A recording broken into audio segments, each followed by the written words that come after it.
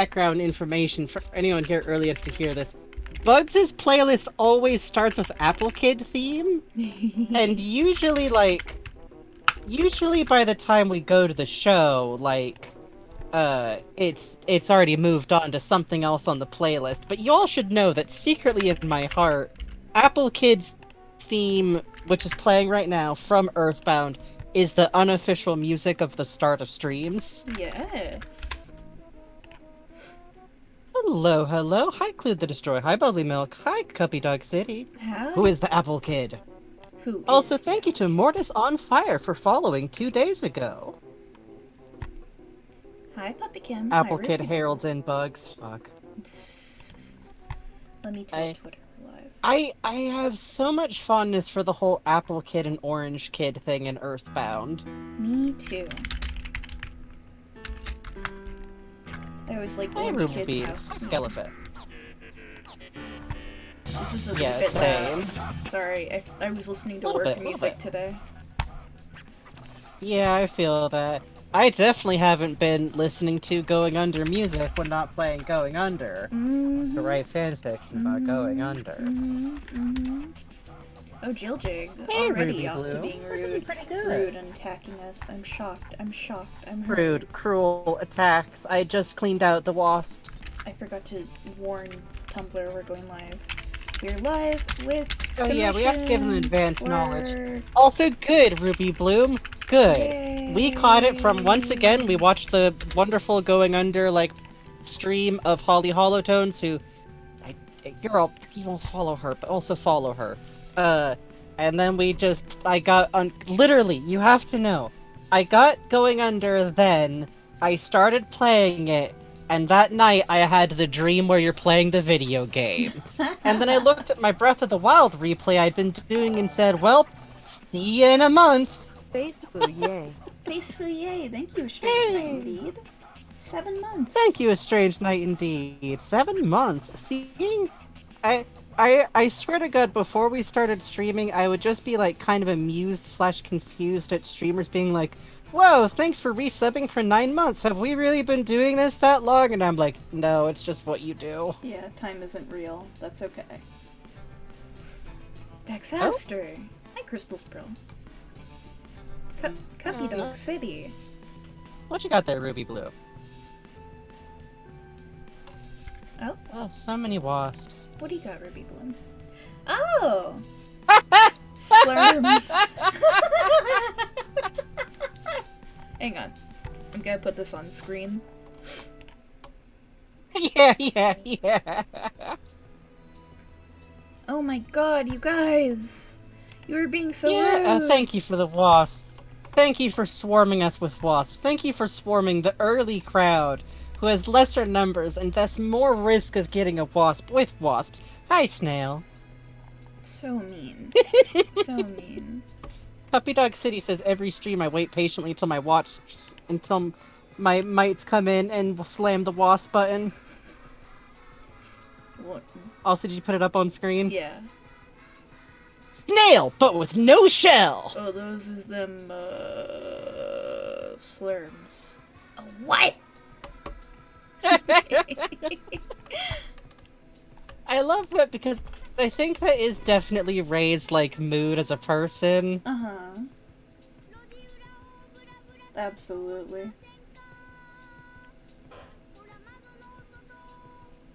Slurms, my beloved? Yes. We are all love Slurm. Beloved Futurama soda.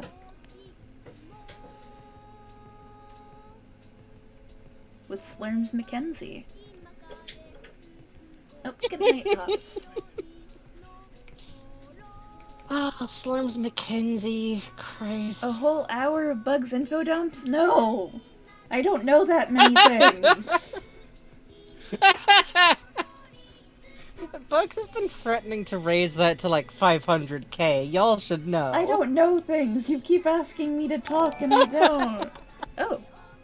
Hello, know friendly streamers. I things. just happened to turn on the Minecraft server, so now I hey. can. Vibe. Also, 7 months. So now I can. Vibe. Also. I love how the TTS read that. Good, I'm glad you're having fun on the server, Fandom Hop.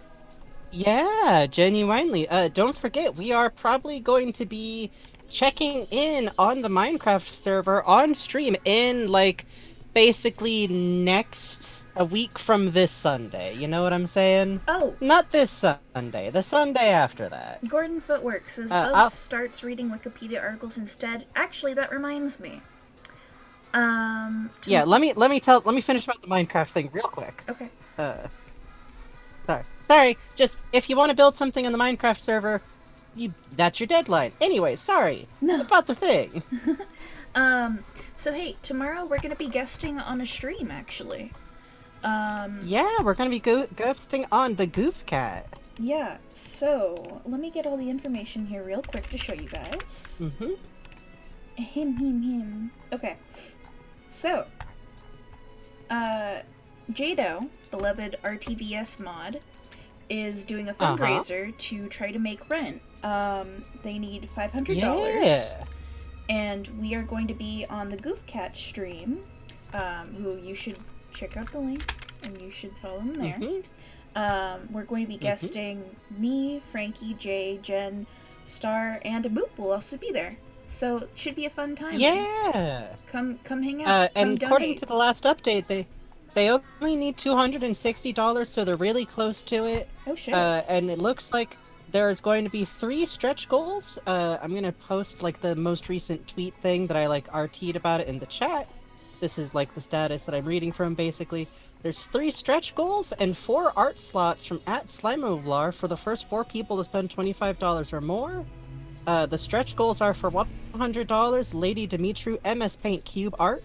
For $200, chat integration stream full of games that viewers can take part in. And for the stretch goal for $300, Buff Cuber MS Paint art. It's like Buff Thomas, but arguably far worse. Scary. So, there's some extra info. So, I think that stream is going to be 2 p.m. our time, 5 p.m. Eastern. Yeah. We are going. That'll be 2 p.m. tomorrow. We're gonna be half awake, but there. I will have drunk 2 V8 pluses. This is what is going to be happening. So because we're gonna be doing that, the stream is probably going to wrap at midnight, maybe a little earlier, because we have to wake up like quote unquote early. If that's cool with y'all. Yeah. Yeah. Basically, like, we'll probably start wrapping it around 11:30. Yeah. Excellent. I've been watching botany videos all day because of Frankie. Okay, so I should explain a little bit. Are we kicked over to warm-up doodles? No, let me do that. Kapow. Yeah. So, there's this great YouTube called Botany Doesn't Pay, or Crime... What is it? Crime Does Pay, Botany Doesn't? Jesus Yeah. Christ, what am I doing now? And it's just this wonderful YouTube... I literally, like, just posted the link in another chat. Let me just go grab that. It's just the most, like, wonderfully chill channel of this aggressively East Coast accented dude who knows just an awful lot about botany, just like wandering specific environment. Crime pays, but botany doesn't. That's it. He just like will go around in a little location and talk extensively about like the biome, about the plants in it, about like what's going wrong, what's going right. And the entire time he fucking talks like this. Yep. It's great. Like, just very cussy. He usually has his adorable dogs there. The last video I watched, he was like, I'm telling you, they're getting into the cough syrup without me. This is just like the time when I was trying to take that to the dog, when I was trying to take that photo of the moon, I was doing acid. I was trying to take a photo of the moon. And this dog, like, hold on. It's like, it's like going on a trip with, like, an agreeable but weird uncle who just knows a lot about pine trees. Let me see if I can get y'all the info on this brush. Thank you for the compliments on the slime, by the way. Yeah, that's a good one. That's definitely a Goomoji, right? Yeah, that is. Goomoji, bastard of heart. You can never know too much about pine trees. See, okay, so my problem with this brush and trying to find this fucking brush is that its name, where I downloaded it, its name is Brush, is the thing. So I have a little trouble finding it, is the thing. So give me a sec. You are not Brush, you are not Brush, you are not Brush. So many Brush. brushes. But none Brush of them are the coon. right brush. It's a brush. It's in there somewhere. Don't worry about it. It is my favorite brush too, so I have to like... In theory, like, using Clip Studio Paint, I'd be like, hey, this is, like, a good reason why you should, like, name and organize the brushes. None of us ever are going to do that ever in our lives. Never. Clip Studio Paint is literally, like, keeping all of your art supplies in a drawer, and that's also what I do. So, not literally right now, but if I had a spare drawer, I would. Hello, Bulb's smallest fan. We're doing good. Hello. I still like your username. I will find this, It's I just swear the to image of God. Bulb judging it. Oh, Fudgesicles, Galaxy Mud. I have to address this. Fudgesicles are one of the dopest of popsicles. Are Agreed. they quite like ice cream? No. Are they even quite like chocolate? Not exactly. But they're good.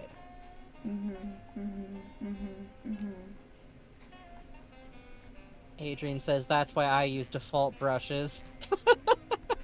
Tisk. Tisk. Where the fuck is it? I love Fudgesicles because they've got that weird marshmallowy feel that you only get from certain types of cheap ice cream. Like, I would that I knew what ice cream to buy that has the same luxurious texture as those weird oversized drumstick, like, ice cream cones. You know what I mean? Brush, The big brush. motherfuckers you could kill a man with. I found it. Hang on. I think this is it. Hang on, I'm getting you the link. Yes, this is Brush Brush, I think. Yes, this is Brush Brush. Okay. I will get you the link to Brush Brush. No, I don't want to report this. I remember watching Super Brush Brush Chan back on Adult Swim. Oh. Early days, baby days. URL. Ha ha ha ha ha. Brush Brush. Enjoy. Okay.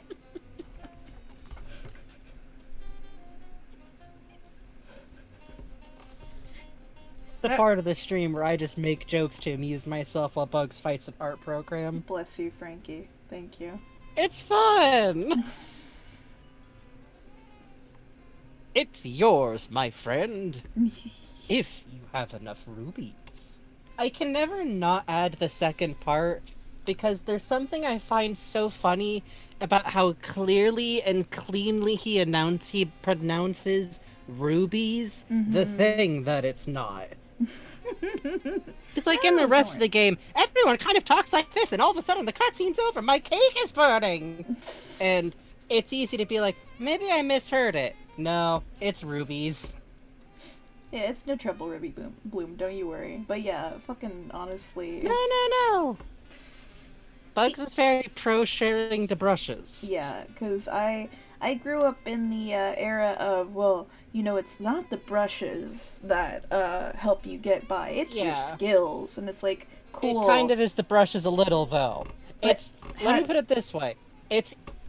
It's easier to draw with a pen you like than it is to draw with, like, a whiteboard erase marker. You know what I mean? Yeah, I was using the Photoshop default, and I was like, how do they make everything look so chalky and nice? I don't understand.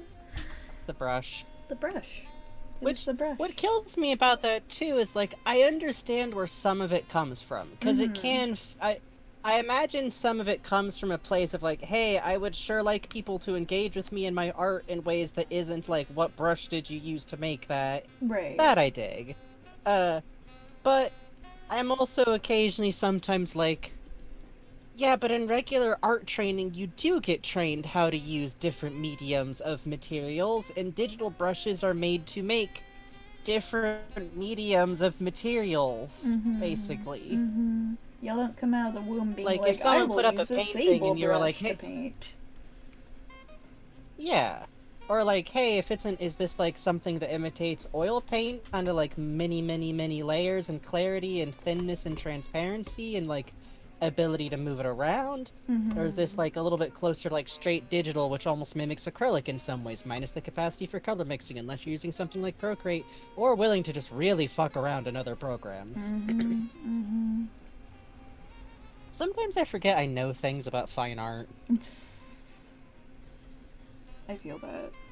I do. And then I go, oh right, I was raised by literally 2 artists. Painted too many camel print boot boys and my time to not adore the fact there's a brush that does it for you. Yep. Oh yeah, no, literally any type of clothing pattern, first of all, pour one out for manga here, which is, as near as I can tell, still working on it, but I miss you, baby. I do. But I've read a lot of, particularly manhwas, that will be done, like, for internet stuff specifically, where they have pattern used to, like, slam together some really gorgeous dresses, and it's like, okay, I can see the ruffle brush, a second ruffle brush, a lace brush, and a specific rose pattern used for the thing. Fucking get it. Love to see it. Yeah. Oh, fucking abuse them pearl brushes. Fuck this noise. Yeah, even if it's just something that you, like, build on, it's probably good to save your wrists in the long run to do, like... Yeah, no. Especially for those manhwas, like, because it'll be, like, all set in vaguely Europe upper class, and it's like, you gotta draw, like, 15 dresses just for this one scene. So you do whatever. Do grass like this, and then you just kind of, you add some schmutz. You put a little personality on it. You take your finger blender, you give it a little wiggle. Maybe not to that degree, but just enough to kind of give it some zhuzh. A little zhuzh. Because, like, there's definitely always stuff that I feel like, if you really enjoy detailing something out, fucking go for it. On the other hand, everyone's got their particular art things. I like drawing fluffy, curly textures. Me Guess too. what I draw a lot of? Weird, indeterminate, fluffy animals. But also, when I'm like, I need to make us a BRB screen for Ballin', I'm like, and now to go to Wikipedia, category, abandoned movie theaters. Duchamp's anything with 6th graders sounds like a great time. Oh, fuck yeah. Hell yes. Oh, fuck, getting to show them a lesson dedicated to Dadaism, that'll be fun. I have so much sincere love for Dadaism. Same. Just, the only thing that kills me is everyone misidentifies the fur teacup. Oh, yeah? Oh, yeah. Yeah, they always give that one to Duchamp, and it wasn't fucking Duchamp. Yeah. Don't remember the artist name who did do it, so I'm gonna look it up before I say shit. Fur teacup. You know what? This is a little too white. I'm gonna walk this back to Object yellow. lit, known in English as Fur Breakfast or Breakfast in Fur, a sculpture by the surrealist Meret Oppenheim. There we go. She ruled. Oh yeah, Oppenheim. I love that sculpture. It is visceral. I love it because every time I see it, I can't help but think about trying to actually use it in, like, the awful wet fur. Yeah, I think that's, like... Right? That's part of why it has such staying power. Hey, Transgender B, thank you for the follow. Exactly. Thank you for the follow. And Duchamp's fountain always cracks me because it still, pardon my saying, pisses people off. Literally the exact same type of, like, not to mince words, like, Nazi-ass bullshit dudes still get upset about it. And it's like, wow. Imagine creating a work of art that continues to piss off fascists, like, years and years and decades after you're dead. Yeah. Fucking... The dream, man. It's the dream. Did that come up at the same time the Italians were having that, like Nazi art kind of swell up thing? Ugh. Yeah, I think Dadaism basically happened at the same time as that, like... Yeah. Maybe not, like, the exact same time, but there's, like, 2 decades of art that had, like, some interesting back and forths. Yeah, Crystal's Pearl says it's hilarious, it's just a toilet from a destroyed hotel. Yeah, exactly, and literally just by existing, it really does, like, ask the question of, like, well, it's art now. Yeah. It's literally part of art. He did successfully mark it into art history. Literally nothing anyone can do can make it be not art. And the funniest thing is that the most, like, bullshit, antiquated structures of classical art went, oh, yes, this is art, how wonderful. And it's like, god damn. Really, huh? The piss pot. All right, well, urinal. You know what I mean. Well- Yes, as Skeleton says, degenerate art. Which, side note, I don't think the word degenerate by its own is technically a whistle, but I always feel worried whenever I see it, so keep that one in mind. They love that one. Ugh. See Fucking- also modernity. I saw that post from that one guy who was fucking mad about it this week, and it's so funny because he was like, "How did art become this?" And it's like it next to a marble statue. It's like, baby, you are looking at two separate works of white statue material. What are you talking about? Made by cis dudes. Yep. And also, you're posting the like white pale version. You don't know what paint was on that statue. Shut up. Nope. No, and also, just because I'm like terminally internet poisoned, I'm like, the close up of the foot, huh? Oh no, this isn't Holly. This is the character from Going Under. I'm just trying to figure out what she'd look like Oh. with her hair down. It's totally an understandable mistake. Yeah. They always say, like, as you all know, Holly is in every video game. Going Under made it very unsubtle. Yeah. Although actually I think Holly in Going Under should be much taller and carrying an axe for no reason that anyone can understand. Mm. The Jackie to Holly pipeline? Fuck. God.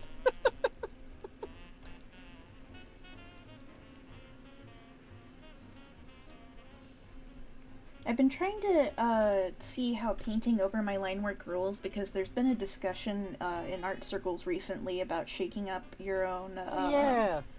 your process for drawing. Not necessarily having to go like sketch, line art, shade with multiple layers, that kind of thing. Yeah. Yeah, So I've been I think that's worth talking about. Yeah, I've been kind of thinking about it, and I realized that I kind of had an internalized fear of painting over my own line work. So this thing here, this swamp here, I did a line work sketch and then I painted over it. And kidding. I did the same thing when I was doing these slime texture studies, and when I was doing this slime texture study here, that's also how you start off when you do this. Let me make a quick little orb for us to work with here. Also, this is one of my favorite tracks from Killer 7. Good. I'm gonna give it a purple undertone for fun. This is stuff I'm learning from the Schoolism texturing course. If you want to learn more about it, you should check it out, but it is kind of pricey, so understandable if you don't. We pass on the savings to you, kinda. Kinda. Just kidding, Schoolism, haha. I like, by the way, the face on blood studies under here. Yeah, don't worry about that. I'm not gonna be showing that on stream. That's the sound of that face. Yeah. Snail says, I think my favorite fascist versus art encounter was the gorgeous marble statue of a woman wrapped in silk that some asshat captioned, "This is real art! Beautiful women! This is what we fight for!" And then it turned out the statue was carved by a queer Asian woman. Yeah, I remember that one. Mm-hmm. So, when you're thinking about, like, slime or basically any surface rendering texture on it, you need to think about the volume of the, the orb itself. So, I'm Think kind of, really hard about a sphere. yeah, think so hard about a sphere and think about how things would wrap around the sphere. So let's pretend there's been slime just dumped on the top. So we're gonna do, like, a little bit Someone here. has been playing with their Nickelodeon gack. Yes, it's so sad. Slime, because it's thicker, it has a thicker viscosity, it will actually layer up as it's falling, which means it'll actually cast shadows on itself in some places, which is neat. So, hey, Crystal's Tide, thank you for the Thank you follow. for the follow. And then it'll kind of pile up. I'm not very good at rendering the piled up thing yet, but so like I was saying, I when I do this, I sketch out first, like where the slime would go, and then as I paint, I do a rough layer of like, okay, this is where the slime is thicker, so it would be a little more visible. This is where the light is hitting. You can see on this orb, I've put a little bit of this was a paint-a-lawn technique, so don't be impressed, but Be a little impressed. There's It's okay. a secondary light source down here to give the impression that the orb is wet. This is also creating this light source here that you can see bumping around here. Wet your orbs. Yes, please. They need it. fucking,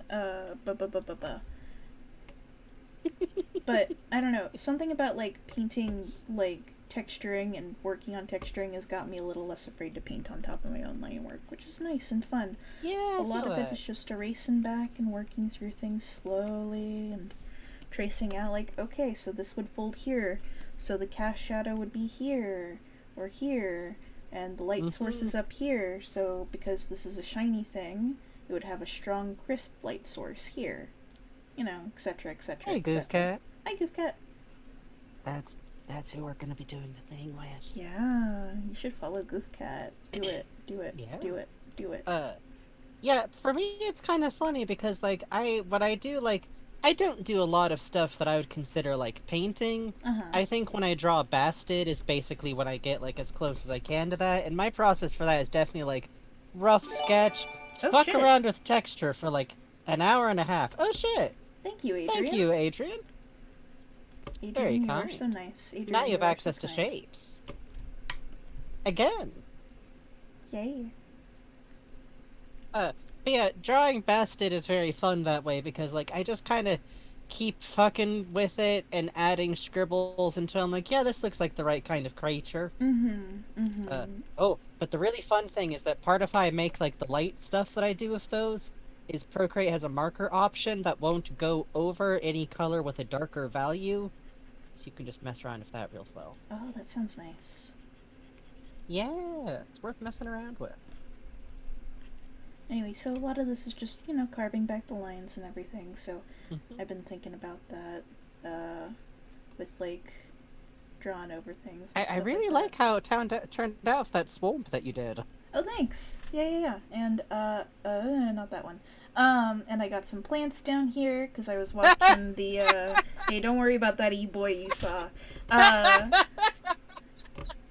got some plants I'll be down here. alright, that one's my fault. Yeah.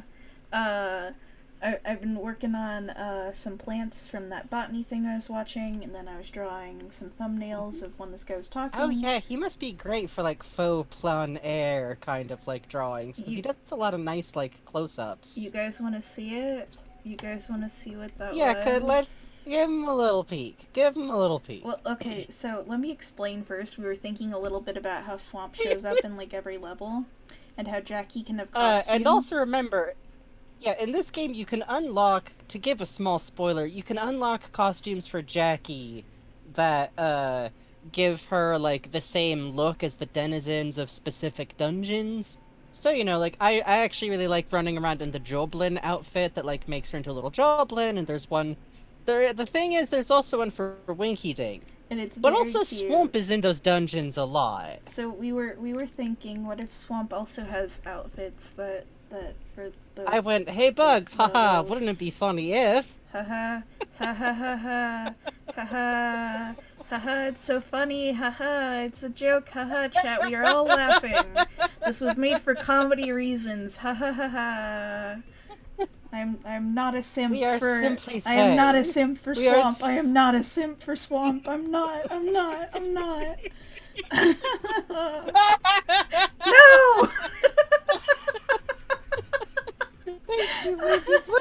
Great, thank you. Thank you. Thank you for both immediately clipping that. So good to me. Thank you. We are simply saying I'm is all not- is that Swamp would look cute, okay? I would never simp for Swamp. I'm not a swimp. I'm not.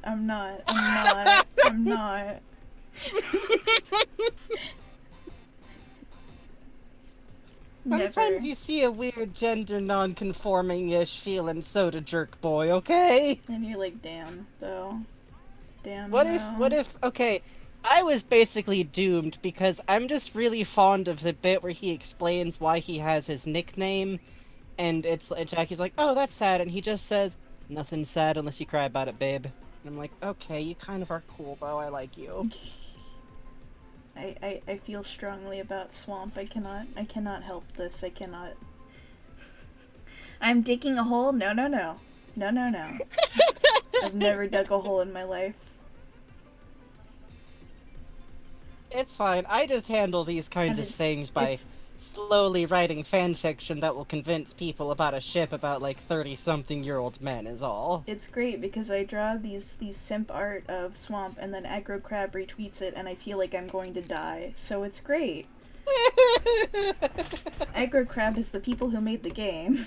So I have been nervously going like, I wonder if they're just spacing out how often they RT your art. Oh no, the next one that doesn't have end of game spoilers in it is the one where Ray has the classic I love beating classic games no, shirt they on from retweeted Brian that David one Gilbert. right away, which made me feel awful because I was like, should I tell them it has something about eating ass in it? I'm sure they noticed, but oh no. Oh no. Nervously sweating. Yeah, I don't want to I haven't DM a retweeted company yet. and be like, "Yo, have you heard of eating ass?" Welcome to our Safe for Work Twitch stream, by the way.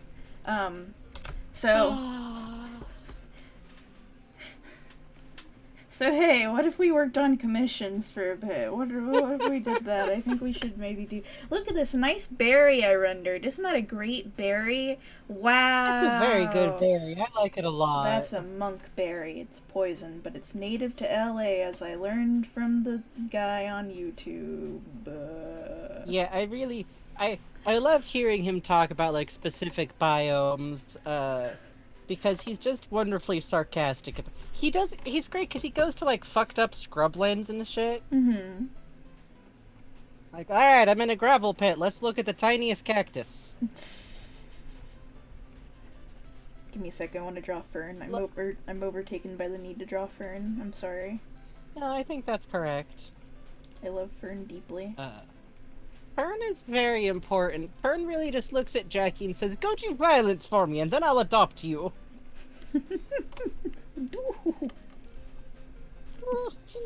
Berry stream? Nah, they call those bugs. I mean, someday a Plon Air stream. Oh, a And, plant. like, talk to us in like 3 years. Honestly, you know, that could be doable if I had a way to make it look good and have internet. Oh, Aw. hang on. Goop says, hi Frankie and Bugs, I haven't been here long, but you're both delightful. I adore the content both you make, and on streams the vibes are always so delightful. I especially love watching the Alex VODs, because y'all really give the game the analysis it deserves, so thanks for streaming and just sharing such comforting and fun and welcoming vibes.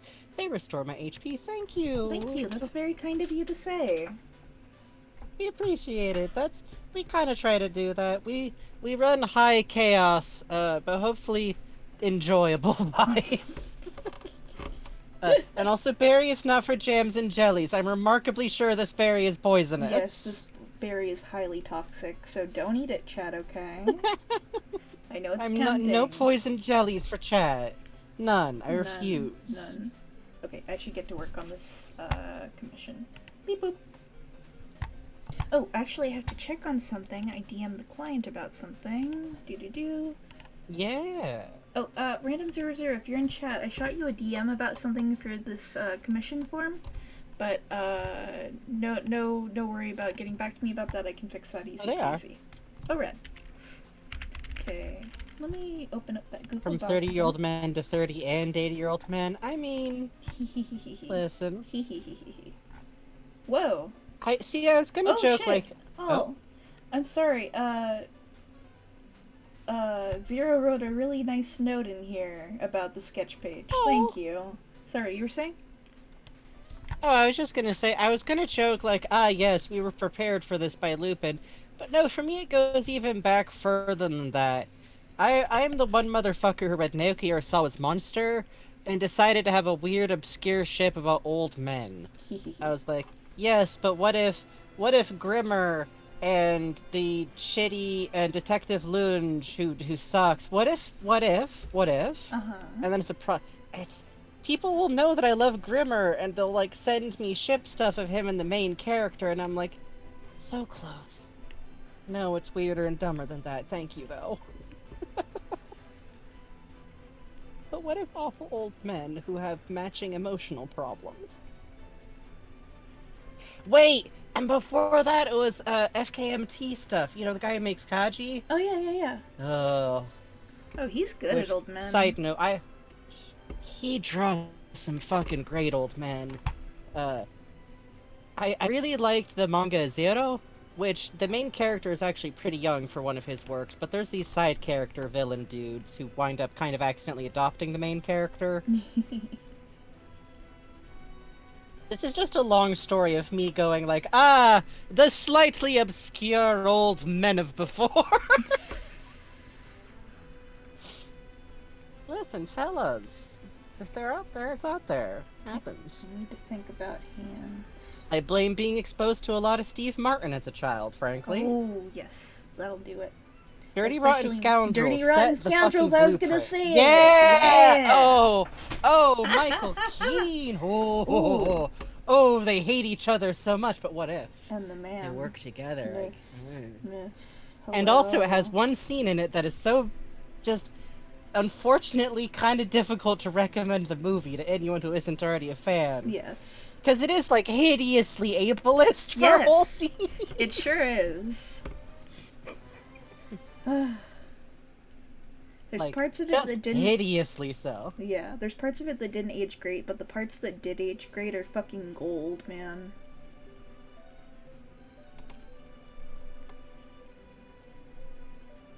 Yeah, honestly. And also definitely, not looking back, I'm like, oh gee, the movie with the weird tension between the two different scam artists, I see. Interesting. Also kind of the producers, but Yeah. I feel weird saying that because I definitely partially mean the 1970s, the producers. Really? But I'm also simply saying Zero Mostel could get it. Yeah. Listen. Yeah. I'm simply saying, the man is a national treasure and also has some moves. Simply saying. But also in the remake for sure. Oh, that definitely gave like baby theater kid teen me my first like, what if Matthew Broderick has two hands? Yeah, I feel that. I don't know. I never got into Les Mis. This is what I did instead. Yeah, same. Fucking, it was that and. Well. Yeah, I guess it was just that. I also got pretty into Moulin Rouge, but that's because I got in general into the Red Curtain trilogy. Oh, Moulin Rouge, good. Oh, Moulin...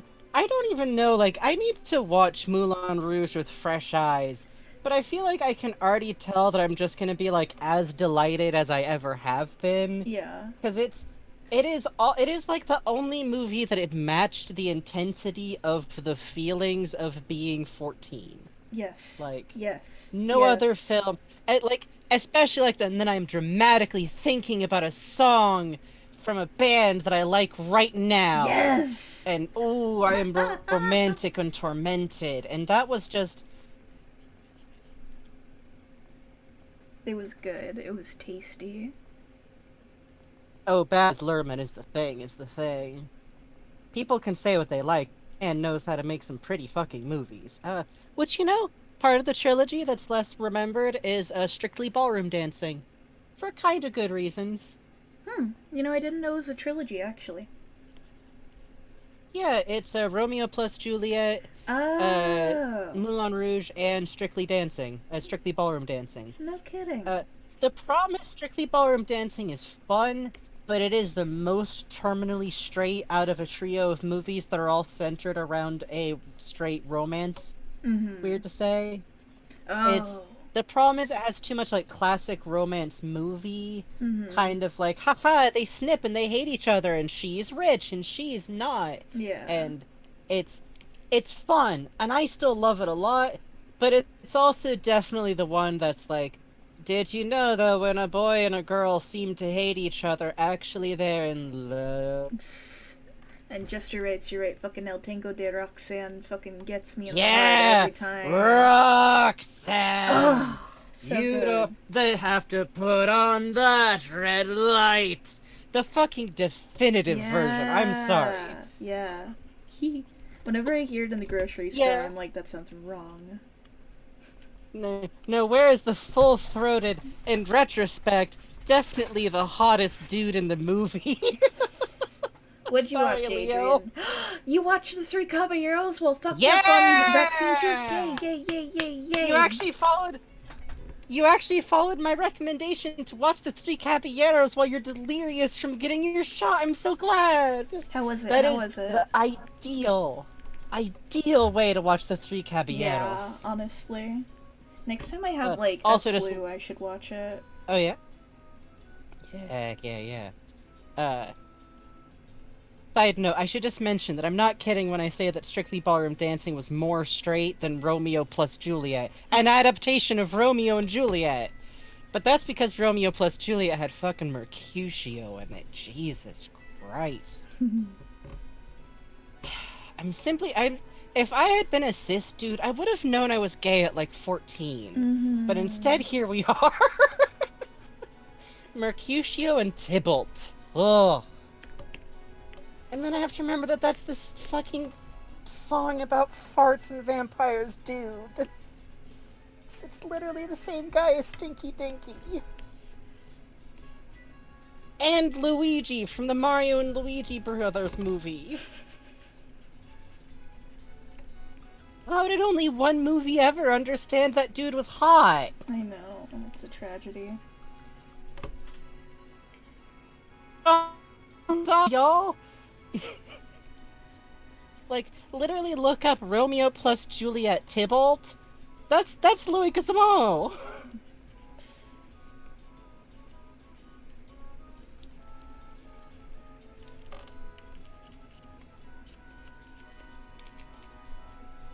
Luigi Mario. I learned that the first time like 3 years ago, and it's still hitting. Yeah, Luigi Mario. Mario, little brother. Yeah, poor Forzen has been made small. John Louis Gazamo would actually make an amazing face claim for Forzen. Oh, huh. You're tasting it with your mind, I can hear it. The squint. I'm saying the squint. Right? Okay. Right? Okay. I'm saying if there was like I'm an HLV nodding, or but I'm, AI scared, movie but I'm that was nodding. You know, like the Mortal Kombat style of adaptation?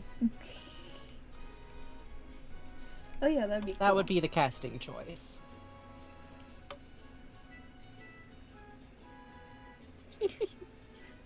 Oh, Vegeta has a question for you. Yeah, sorry, I'm googling the correct spelling.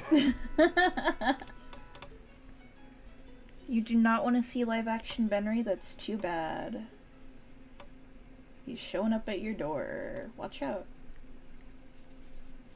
John Leguizamo. He's actually played by a puppet. He's played by our good friend, Blobby. It's so cool. It's so cool and normal. Did they get a helmet for him?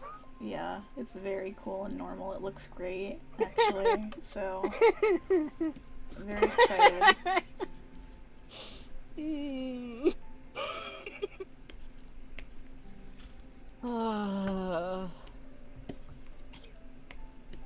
A powerful image. What? No. Bye-bye.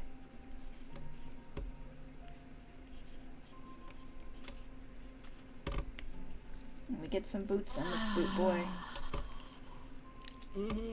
Hey, Killer Lesbian. Hey, Killer Lesbian. Going good.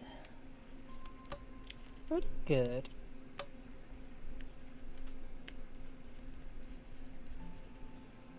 Generate now.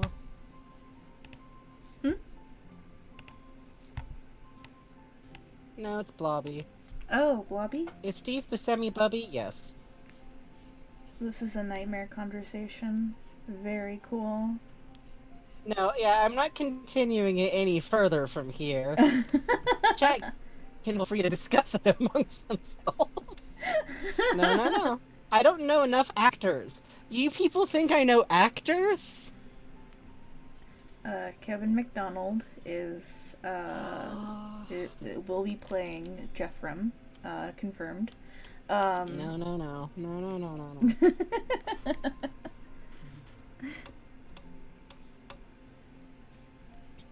Yeah, no, John Leguizamo does actually pretty great work, and now as I understand it, is actually like working for representation for like Latino community stuff. Really Yep. cool. He's a rad dude. Just he's also the stinky dinky dude. Yep. Just he's also definitely the stinky dinky dude. Just he's also definitely that dude. Let's see. I'm actually gonna cut Forzen off at the knees for sake of framing. Bye bye, Forzen's legs. Also, he's got some Kingdom Heart boots Shut going up! on. Shut up! Shut the fuck up! Shut the fuck up! Shut up! You didn't see nothing! You're only mad because I'm right this time. You are right, but shut up!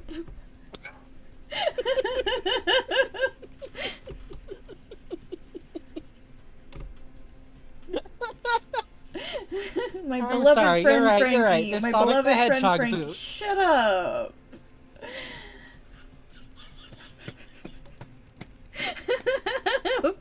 Frankie cast rage on bugs. Yeah. Yeah, actually. Yeah. Let's draw some mud on this dude. I get one shot in sometimes. So fucking mean to me. Oh, it is wasp time. Thank you, Julie's Call Jericho. Thank you, Luxury. So Thank cool. you, Random Double Zero. So cool. No, Crystal's so Pearl. We're cool. moving on. So cool.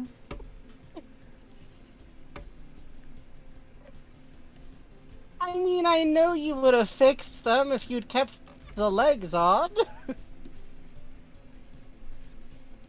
Do you think it's possible to actually get shoes that are sized that way proportionally to you? And if not, why not? 'Cause the shoe companies are cowards who don't want you breaking your ankles. It's super fucked up. I think I should be allowed to get a pair of shoes that are like big bread loaves.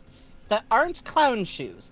Clown shoes are different because that's just the front of the foot. I'm talking about proportionally. I will go back and restylize this to look more mud-like later, I promise. But right now I'm just sketching this out. Yeah, it's fine. Let's see. Okay.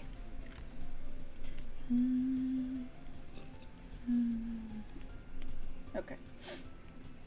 Also, non-binary Vegeta, I should be clear. I'd never accuse someone of this who isn't my dear friend Bugs. For who I know, it's totally true. Yeah, it is. It is actually true. It's very true. Okay, let's see what's next. Ooh. Adrian has brought me an offering of bread loaf slippers. Load. Oh, ho, ho, ho, ho, ho, ho. Oh, that's pretty good. I'm gonna save that to my reading list. Red loaf slippers? Loafers. Oh, wow, those are actually good. Essentials. Oh, this is one of those places that resells old designs. I see. Boo. Yeah, I seen that, one cardigan with the sheep on it everywhere. Yeah, that's rad, though.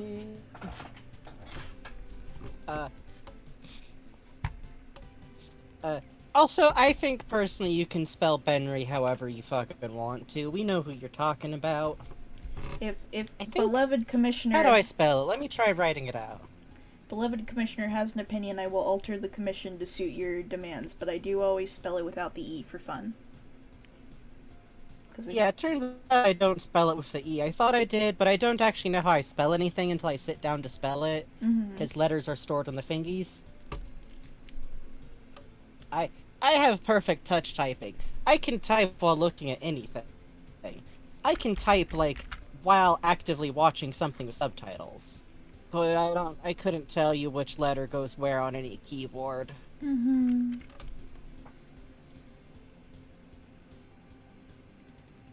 Beret from Funny is how Hooray you from say it in Funny Scorpy's is how you say it chat. in Scorpy's chat. God. Yeah. Yeah, that's exactly it, Justin. Oh yeah, that's what his passport said. Yeah.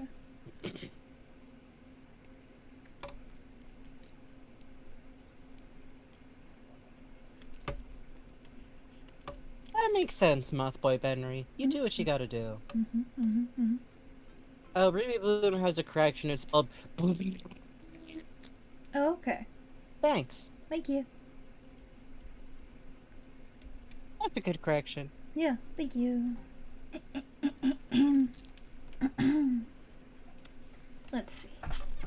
I'm trying to figure out a shorthand for Coomer thinking that looks kind of cartoony.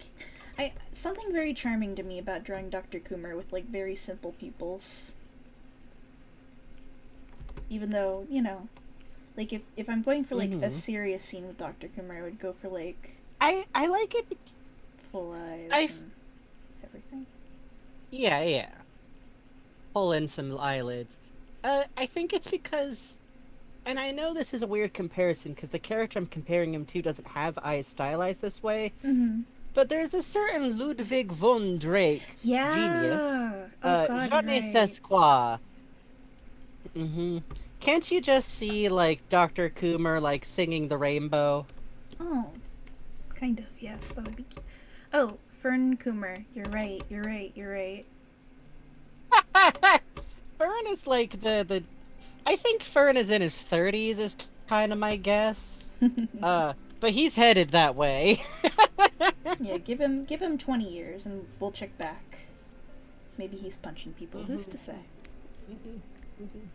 Well, he does literally say, "Hey, for my artistic inspiration, I need you to blow up some goblins." Oh yeah. Wait, he's just the art major version. God. Except he does do science, which is weird. But he's more artiste about it. Also, for the record, y'all probably already knew this, but my voice for Fern is kind of a bastardized Steve Irwin, King of Town from Homestar Runner. That's why I keep doing that do-hoo-hoo noise. Mostly it's timed to try and crack bugs up. Yes, that's very true. I never make voice acting choices to try and make bugs laugh. Never. Never. No. Frankie's so serious.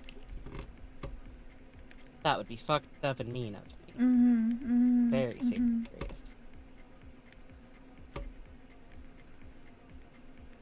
This is, I think, most Katamari Damacy music to, like, really play the game for an hour straight without having a single thought the whole time. Oh, absolutely.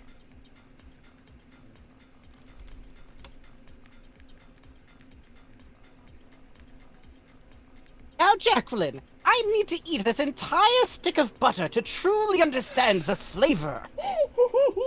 Here I go. I'm me. I have concluded my investigation. Fern, the soda did not go missing. It was not stolen. You appear to have eaten a giant bite out of it.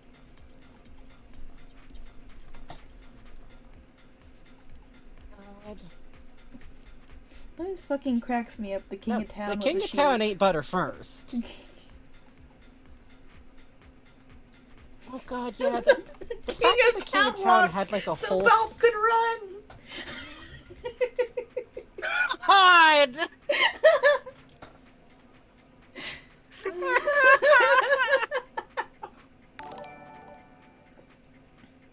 Gordon and Benry for life. Hey, Charisma, hell yeah. Hang on, I will make you a little funny doodle. Charisma.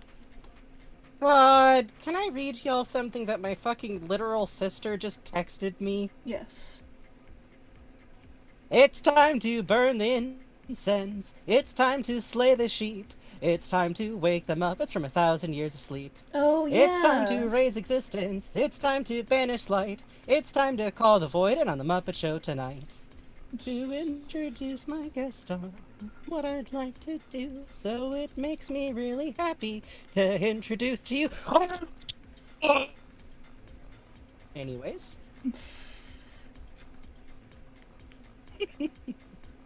Oh, they are kissing. Oh, they are smooching.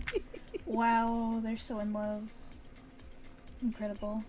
Inspiring. It really makes you think about love in all its forms. So cool. So cool. So cool. So cool. Wow. They're Big holding agree. hands. And there's hearts. Wow. And the HEB suit is there. So cool. Okay.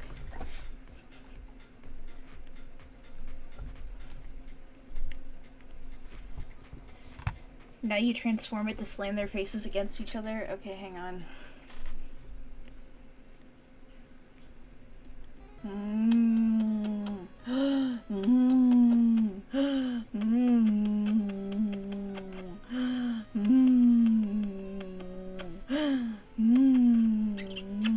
Okay. I go out, my internet goes out for 2 seconds, and I come back to you making audible kissing noises into the mic, huh? Huh? What?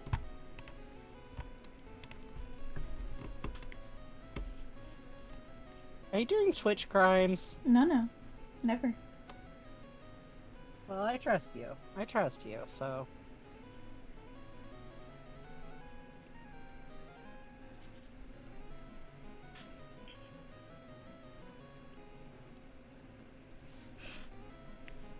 I'm just working on commissions. This is my job. I take it very seriously, Frankie.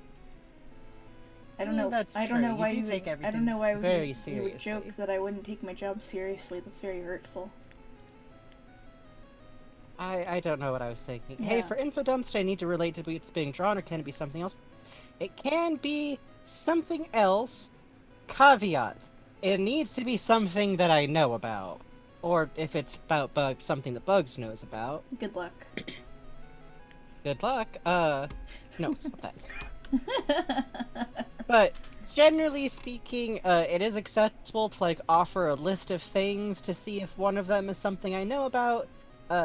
I'd also be, well, if I don't know about something, I will just refund the points, which is the thing I can do. Oh, bubbly milk, you clipped it. I'm so glad. Oh no. 2 clips. Thank you. Thank you. And Nova Star streams, I have much info dump I can say about going under. Oh yes. Oh yes. Oh yes. Mhm. I have a lot of opinions on going under. Most of them are that it's very good, and I'd like people to try and play it if Oh, they shit. could, but also if they can't, watch us play it. Yo! And a double zero factor, thank you! Thank you. The zero factor strikes again. Very kind. Now you have funny button.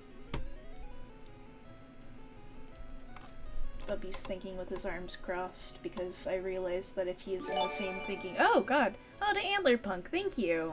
That's very kind of you. Thank you, random double zero factor. I Now realize you also have button, Antler Punk. there's not as much visual interest if he is in the same thinking pose as Coomer. And also. Probably. But also sometimes they do that on purpose, I bet. Oh, for sure. It's very cute. I'm gonna make Bubby's Love to... coat a little bit Oh, loose yeah? on him. Yeah, I think that makes sense. And I'd like to emphasize Coomer's muscles, so I'm gonna add a little bump here. To suggest triceps. Oh! Open animation, thank you for the follow. Thank you for the follow. We're not doing it today, but come back sometime before the 18th of next month. Oh yes. You're betting on what Bugs draws next? Yeah, good luck. No, we're not doing that. It's... Bet on whether Bugs will become possessed this stream? No bet. Why would I ever do that? That's so messed up. I don't know why you would say that. That's never happened. Why are there pokies in my chat? Pokies keep coming into my chat, they keep rustling through my garbage.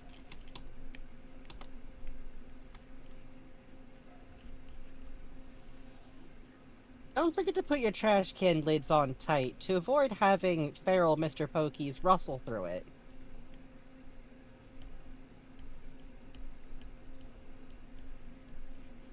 Oh, wait. Ooh.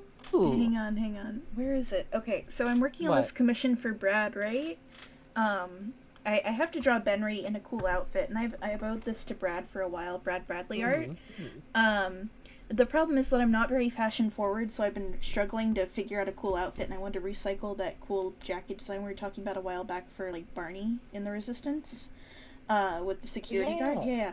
I forgot that in the upper left of this canvas was this from the other day. Yeah. So I was loading this in to look at the commission this morning and fucking jump scared myself, so.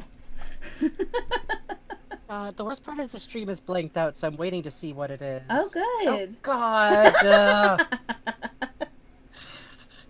Good. Also, Belly Milk called in for a headcanon and said, think this is what to do, but you mentioned Fern and Ray's past relationship.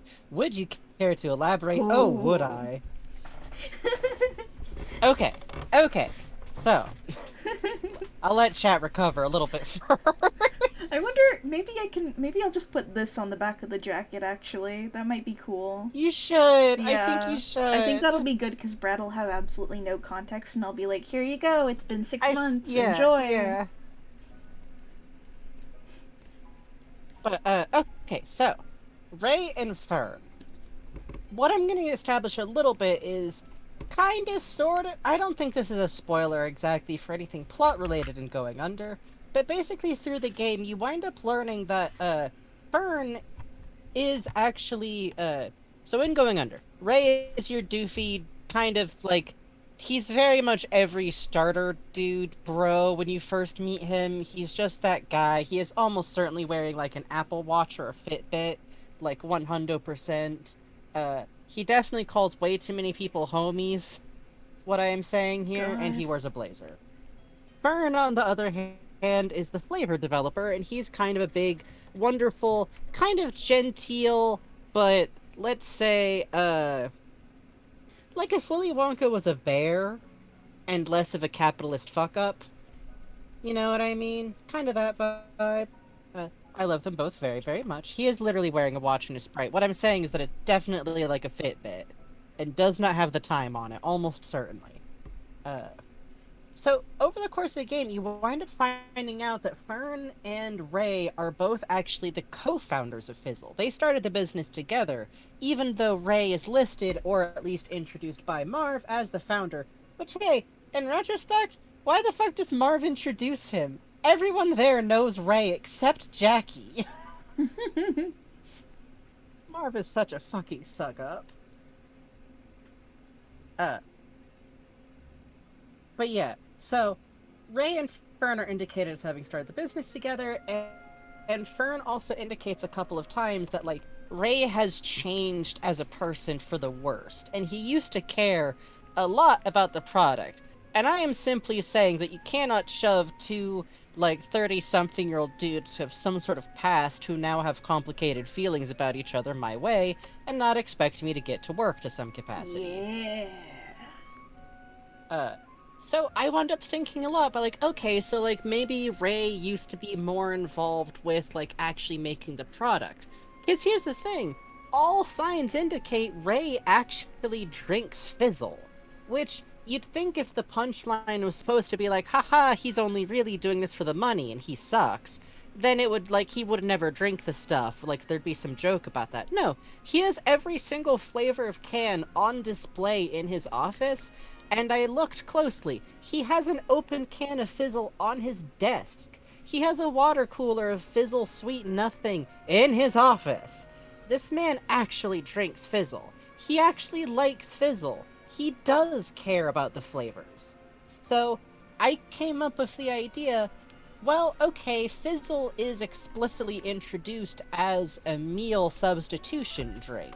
And what Ray says, which is kind of presented as a joke, is that he, quote, thought of Fizzle because he was thirsty but also didn't feel like eating. And I go, hold on now. I'm an autistic person with pain problems, and I actually would kind of think something like Fizzle is a little bit dope. Because sometimes I would just like to slam a stupid can of something. Mm-hmm. What if Ray actually has, like, some, like, basically I am saying that the man reads as extrovert autistic, which is a specific group. That's me. I'm scary. I'm sorry. I'm the person who likes small talk and figured out how to do eye contact. The secret is nobody actually cares about eye contact. They just want you to look at their face. And I got the idea, like, well, maybe he developed this with Fern because he can't drink other meal replacement stuff because they tend to be chalky or gritty or use fake sugar. What if he helped develop the flavors with Fern, and this really was, like, something that he was kind of pursuing because he specifically liked it? Like, I kind of like that idea a lot. I like And that so he too. obviously cares about it, and you can just imagine, like, oh man, like, their first workspace together, like this little crowded, like, you know, the cliche, like, two dudes in a storage space kind of, like, model. Uh, Bubbly Milk says, I'm pointing the hardest I can while working with an X-Acto knife. I feel that. I like that. And I just kind of think about, like, okay, well, what do we see? Like, not to get into spoilers, but, like, over the course of the game, we see, like, oh, huh, Marv is encouraging Ray to, like, stay out of the office, kinda, huh? Because Ray's all like, what is it Marv said the other day? You're not maxing if you're not relaxing. Like, it kind of seems like where he's at now, he doesn't get to spend as much time in the office or, like, actually working on the product. And whatever's going on at Cubicle seems like it's good and great and definitely not in any way like some kind of horrific capitalist Eldrick BS is going on. So...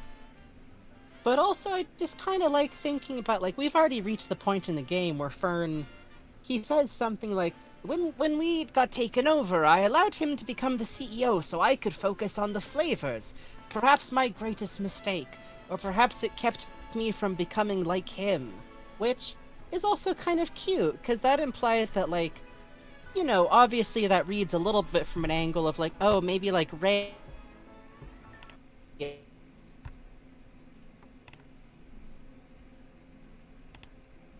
wanted to just work on flavors and not have to worry about this business stuff. And there's something to that, you know? Like, if Ray genuinely loves the product and genuinely wanted to make it so that Fern could just focus on making it, there's kind of something there, right? Yeah, Ruby Bloom says, yeah, Marv does first say that Ray being there is a, quote, rare pleasure, which... Oh, Oof. I hate Marv. Yeah. But, like, without, like, getting into anything from late game stuff, I do feel like there's an implication that, like, Marv, as a middle manager, like, he treats Ray like he's stupid. I feel like we've already kind of seen that. Like, when he's all like, no, I'm not going to go talk to Tappy because it's not my job to step on the CEO's toe. Do we know Ray wants you to be doing that? You're the one kind of deciding to just let this stay like that. That's shitty management. Like, you get the feeling that Ray is put... I'm gonna be clear. He's still shitty. He's not... Ray is not a good... I don't think he should be in the position he's in. I don't think any business should be run with the concept of, like, a weird centralized CEO/mascot. I think that's always bad. But, like... oh, like, another thing that I think about a lot with Ray is... Hey, who designed the cans? Someone had to. But no one on the cast is, like, an art director. You'd think that that would be someone. I'm simply saying, what if maybe it was, like, Ray really early on? It would be Q, is all I'm saying. But I'm just very infatuated with these two men where maybe sometimes you get tied up in knowing that someone is devoted to their work and you love the thing they do and you just want them to do their best and have everyone recognize how good it is. And then things kind of went wrong, maybe.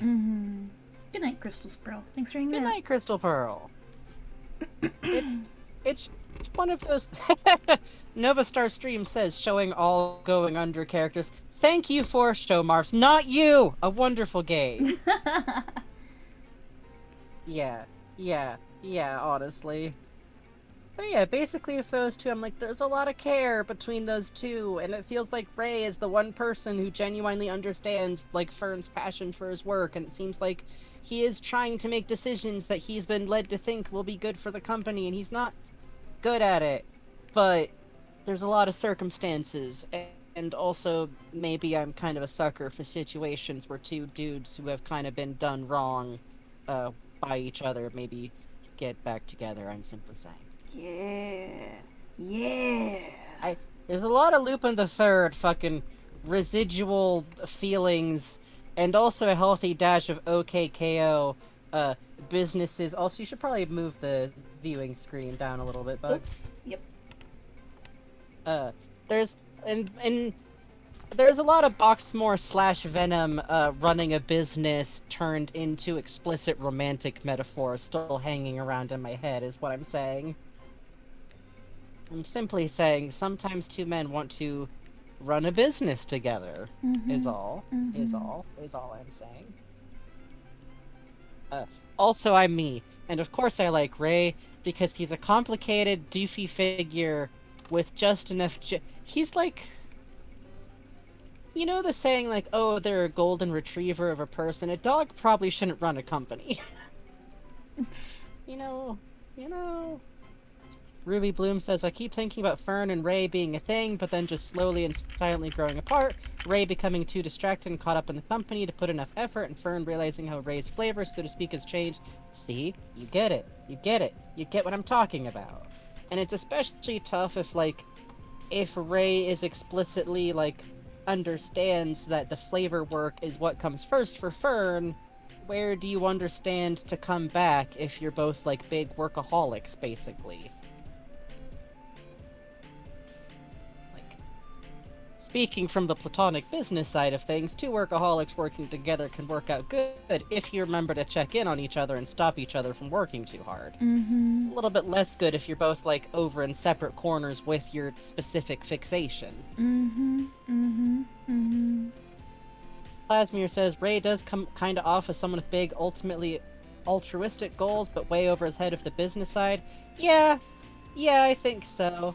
He kinda strikes me as, someone who might have gotten in over his head and then kind of followed all of the advice that seemed to be for people in his position, but all of that advice is for white dude CEOs. Yeah. And basically I'm saying the fact that he only reads the third page of every book may have saved him from becoming a monster, as it were.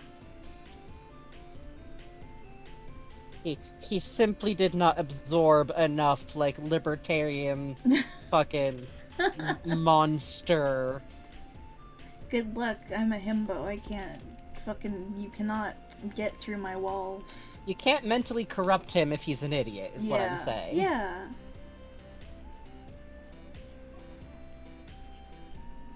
God, it's okay, I forget who it was, but there's this great thread about how really, if you think about it, Bloodborne is the story of someone simply being too stupid to understand what's happening so they can't be driven eldrically mad. God.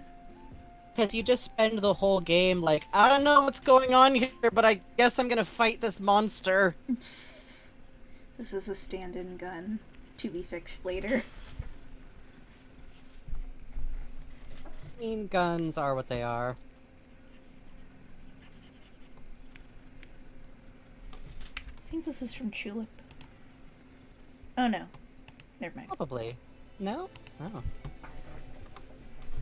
Snail says a surprising number of financial disasters that get thought of as scams are actually well-meaning people who had absolutely no idea what they were doing and way too much confidence.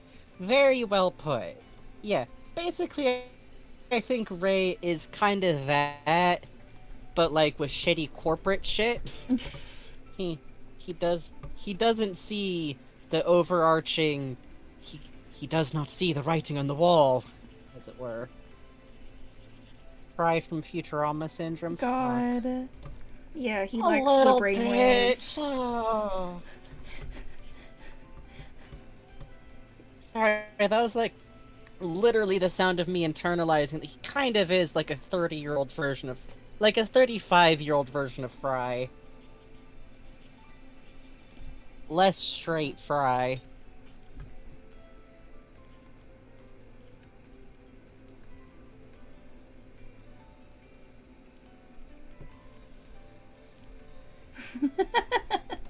This gag from Futurama is always fucking stuck with me. The Fry trying to eat the pineapple like it's a donut. God. Yeah. Anyway.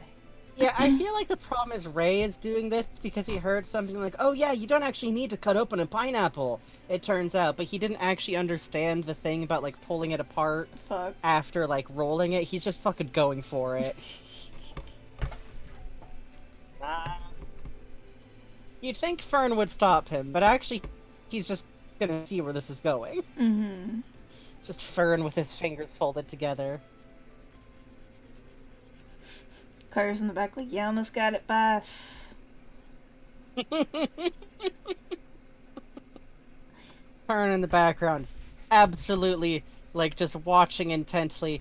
Jackie wondering if she should be filming this or, like, calling 911. Swamp, filming this.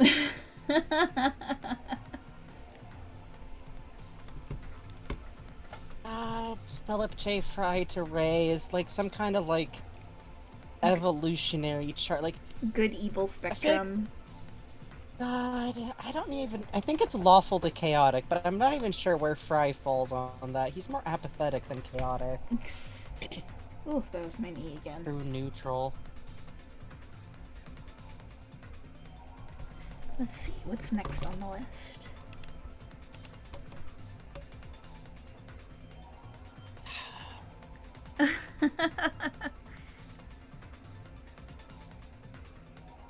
I do think that's how, like, all of the fizzle flavors got developed, is, like, literally just handing Ray stuff until it tasted fine to him. Because I like the idea that Ray's one of those... Oh, sorry? Oh, sorry.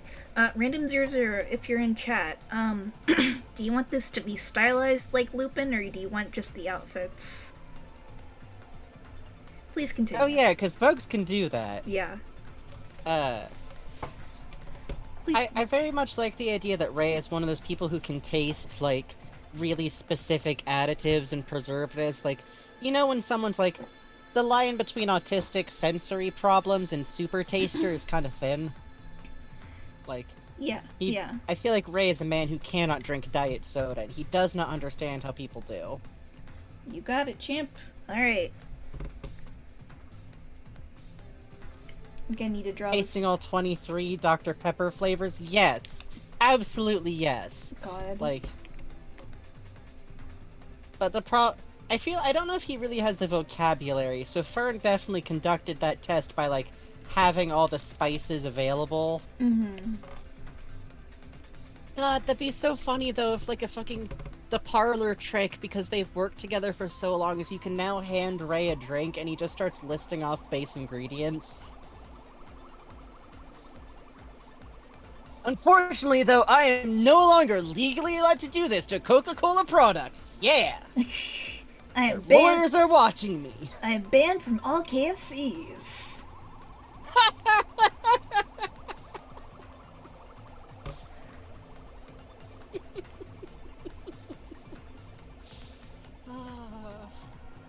He tips good at Starbucks, though. He knows his order is a pain in the ass. Mm-hmm.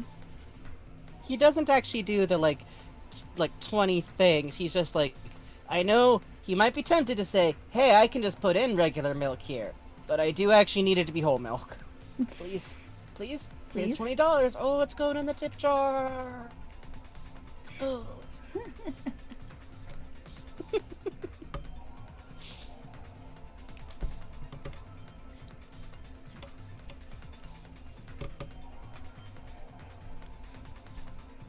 I was gonna joke about, like, I don't know if Ray actually understands tips, and then I remembered, sadly I cannot say this because it is revealed pretty late game what his one established canonical previous job is, and I'm like, no, he probably actually does understand tipping.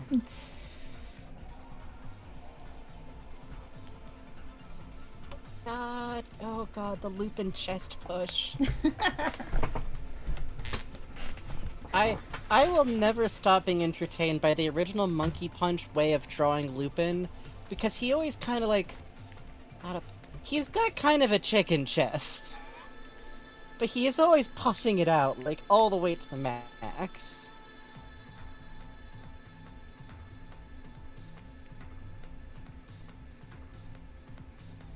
Lupin don't have man boob. I am saying he stands like he's aware of it and compensating.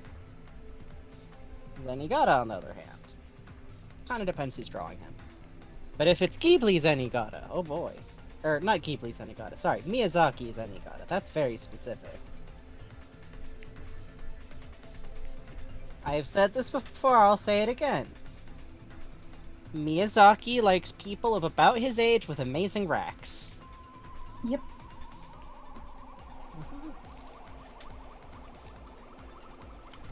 Hang on, I have to reapproach the Zenigata. Understandable.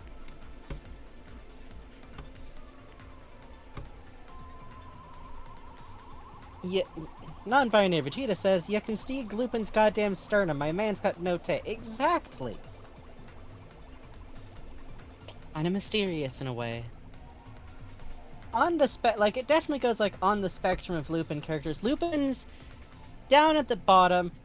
Jigen has sometimes been inexplicably drawn as a bit of a beefcake. It really depends on who's drawing Jigen. Goemon is usually...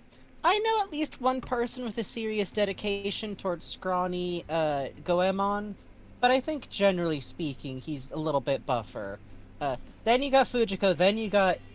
Well, no. Then you got Zenigata when, like, 50% of people are animating him. Then Fujiko. Then Miyazaki Zenigata! I literally have a poster of Lupin the Zenigata Third is a very... over here. Why am I not looking at it? Lupin the Third is best understood as Cowboy Bebop, Tom and Jerry, Guns and Titty, Bugs versus Daffy. Mm-hmm. Basically. Mm-hmm. It was the... I genuinely recommend, there's a bunch of different series that are delineated by their jacket colors, which is the main design, also known as, like, by their numbers. Do not watch Part 5 or Part 4, aka Blue Jacket. Don't. Please don't. Watch Castle Cagliostro. Thank you. Now be fairly warned that Castle Cagliostro is not anything like what most of the rest of Lupin the Third is like, and watch a couple of random Red Jacket episodes. One day I will eventually figure out my, like... I've been working on a list of episodes to watch for a first time, like Lupin Watcher, for a long time now, because all the lists that exist online are made by people who think that the best part of Lupin is when they do it super seriously, and those people are all wrong. Yep. And basically, here's the markers that I use in my pre-writing that I've been doing. Episode is genuinely cool. Episode is genuinely, like, touching. Episode is pretty gay. Episode is terrible and dumb. Not actually a deterrent. Episode does something really, really problematic. A deterrent. Because it should be noted, it was made in the 70s. All media from the 70s should be expected to just get viciously racist or otherwise problematic at total random, sometimes in the middle of otherwise good episodes, so that's fun. Okay, it's important to note, technically most of the gayness I'm talking about is extremely subtext, at best. But Jigen, who's Lupin's, like, left-hand man, the guy with all the way down his eyes who does the cool shooty tricks, he is explicitly gay, especially in the stuff made in the 70s. Weirdly enough, it's the modern stuff that tries to straighten the dude out. Yeah. Not weirdly, we know why. It sucks. But literally in the old series, he's all like, "What? No, police officer, there's definitely not a girl hiding in my room. I'm a confirmed bachelor, wink wink. Hey, wanna have a drink with me?" Hey, Purple Delilah, thank you for the follow. Thank you for the follow, Purple Delilah. And Rubleby, yeah. Basically, the way I'd put it is that if you're like me and you already grew up with media where subtext was kind of what you got, it's pretty good for it, frankly. There's a whole damn episode where, Zenigata... No, the first episode in Green Jacket. Isn't Zenigata literally introduced doing the flower field speech? Yep. So in the first time you meet Zenigata, in the whole cartoon, he is having a dreamlike vision of chasing Lupin through a field of flowers. Zenigata is a cop, regrettably. He's Inspector Zenigata of Tokyo Metro and Green Jacket, and then later on of Interpol, whose sole purpose in life is to chase Lupin. And in this first speech, he's all like, "Lupin, oh, how I've chased you across the world. If only I wasn't the son of a family of cops. If only you weren't the son of thieves. If not for these destinies, what would we be to each other, Lupin?" It's like, hello? Sir? Good night, Bulb, smallest fan. I hope you have a nice little bed made in a little, like, playing card deck. Thank you. Non-binary Vegeta says, honestly, I understand gay bait is bad, I really get it, but also having a ball in this bitch. No, here's the thing, it's not gay bait, it's weirder than that. I genuinely think there's, like, 2 gay people on the staff. I don't know how to explain it. Just, suddenly there's an episode where, like, Lupin's all like, oh, I better like, the random shot of, like, Jigen in the shower. Oh yeah. I'm just saying, there was someone on staff. But yeah, it's a fun thing to watch if you really like enemies who talk too much about their destiny and how they're intertwined with each other. And I do, because I grew up in the 90s. Yeah, Josh the Zombie says it's incredibly gay for an anime from the 70s, really. Yeah, honestly. Yeah. Yeah, and Snail said earlier, Jigen does literally show up in an episode reading Playboys with, like, hunky dude on the cover. He's explicitly gay, I'm going to say. And him and Lupin have a lot of, like, oh, buddy, what if I light your cigarette while we talk about our next thing, about our lives together? Or, what's that one Jigen line? Like, Lupin's, like, grilling him about, like, hey, why do you stay with me anyways? And Jigen says, so it makes my whiskey taste better. So what? Like, oh, okay. Eldritch Cowboy, or fucking 00 Factory, thank you for giving that gift sub to Eldritch Cowboy. And thank you, Thank you so Arsene. much. I'm glad. Oh, Killer Lesbian has asked for a Frankie info dump for favorite Lupin the Third character. It's the cop! I'm sorry! I have 2 figurines. I have a Zenigata figurine that I then arranged. I bought, like, a little fucking dollhouse desk. And, like, Bugs got me this remint set of, like, 7-Eleven food that I just, like, put out on his fake little desk.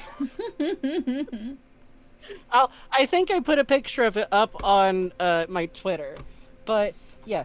The thing is, he is a cop. I have to admit this first off, because I feel like it's important. It's okay to like a character who's a cop. It's even okay to like something that's propaganda. You just have to know it and say it with your chest a little bit. Mm-hmm. A little bit, because the thing is, how we think about fictional cops does affect how we think of cops IRL, and it's important to remember that every time a fictionalized cop show makes you go like, oh wow, it sucks that that cop can't just run off and follow their gut instincts. That's bad. That's bad. Mm-hmm. That's bad. Mm-hmm. But Zenigata specifically is such a goofy cops and robber cop like 90% of the time. Mm-hmm. Like, he is the fictionalized goofy cop who just chases an art thief. And here's where I get Snail says sings, that is what most of the Daisy comments say, which is a Magnus Archives thing, but I will always remember it because all cops are bastards, I am gay, that is what the Daisy comments say. It's kinda like that. So, Zenigata, aka Keibu, oh god, am I actually forgetting his first name because I haven't written it out enough times Koichi. recently? Koichi, thank you. Yeah, it's worth noting that he is literally like, he became the stereotype of the Japanese concept of a cop. It's kind of adorable. He's like permanently in the visuals. If you have played like Final Fantasy VIII, you have seen one of his fictional descendants. Mm-hmm. Cleft chin, strong eyelashes, usually like 3 distinct under eyelashes, square jaw, square body, sometimes puffy hair or a hat. Like Gumshoe from Ace Attorneys is another really good example of this. Gumshoe is a Zenigata, 100%. Mm-hmm. Yes, he is literally kind of what creating Inspector Gadget, weirdly enough. So, he basically is just like the Platon. Sorry, you're gonna say? Oh, no, I said yep. Okay. When I go on these long trains, I try to check now and then. So. Oh, yeah, real quick. Arsene, doesn't the French Inspector Gadget song actually have lyrics? I think about that all the goddamn time. Anyways. Besides do Inspector Gadget go. Anyways. So, Zenigata is really, like, the distinct cop, where his whole thing is that when Lupin is early on, like, working in Japan, Zenigata is basically like a famous cop. He is fucking infamous. Worth noting, in the original manga, he's also a fucking bastard, but they kind of didn't do that for the anime. In the anime, he becomes kind of like a true blue cop, basically, like the fictionalized concept of the genuine cop who tries to give criminals like a fair shake. It's also fairly explicit at a few times that the reason he's fixated on capturing Lupin is because he's the only person who plans on making sure that Lupin can, like, return to society, like, just be tried and sentenced. Everyone else is kind of starting to just want to try and kill Lupin, including Zenigata's direct superiors. I'll probably talk about that more in a second. Uh, yes, Benry is the Lupin here. Important detail. But, like, Zenigata is great because he is the goofy, always comes up short, like Tom to Lupin's Jerry. But he's also going up against the best criminals in the fucking world. And also, what kind of entertains me is that his slapstick role in the story kind of gets exaggerated the longer the anime goes, until, by my guess, he's functionally super strong. Like, it's a universe where most other people react to, like, having a boulder dropped on them by just fucking falling, even though there's robots and lasers and kind of superpowers, and Superman showed up once, but I think that was just supposed to be a rich man dressing like Superman to kill Lupin in that episode, and the other time a superhero showed up, they turned out to just be wearing a sci-fi gadget, so it's not like there's inherent superpowers in this world, it's just more of like a sci-fi cartoon world where also, there was dragons that one time. Remember when Goemon randomly killed, like, got a dragon's liver? Yep, Didn't he specifically keep the dragon alive? possibly. Oh yeah, because they were being conned by Snow White. Anyways. I need to iterate that Lupin the Third is a fucking wild anime, and this is part of why I like it so much. It's watch Red Jacket and just watch episodes that look fun. Sometimes they're gonna suck, but to me, that's what it's all about in a weird way. But Zenigata takes hits that would kill another person. He lifts a whole car at one point. He bends iron. Sometimes he just bites through handcuffs out of, like, rage. And he also throws handcuffs at impossible angles, which I love, because Lupin the Third is the totally copyright illegal grandson of Arsène Lupin, a kind of famous, like, French series of books about, like, this master criminal. No rights have ever been gotten for Lupin the Third. Don't worry about it. Also, hi, Miss Sanguine. Howdy. So, Zenigata is actually the same thing. Zenigata is the descendant of the original Zenigata, the Inspector Zenigata stories, who is this, like, Edo-era cop, fictional cop, whose special move was he would throw coins so hard that they could, like, pin a subject's, like, sleeve to the wall and that kind of thing. Ruby Bloom, Lupin is literally the grandson of Arsène Lupin the First, and we know just so little about Arsène Lupin the Second. Just so little. It's hard to overstate how little. Goemon is Ishikawa Goemon the 13th, very specifically of Ishikawa Goemon, a somewhat folkloric thief character, who interestingly is presented as more of like a burglar and in no way a samurai, but Monkey Punch is kind of inspirational that way. And then there's Jigen. Also Fujiko. Neither of them are the descendants of jack shit.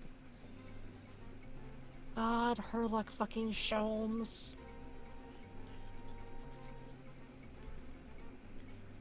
But so Zenigata has a bunch of different parts, but I love him because literally his role is to constantly chase these thieves and nip at their heels and occasionally actually stop them.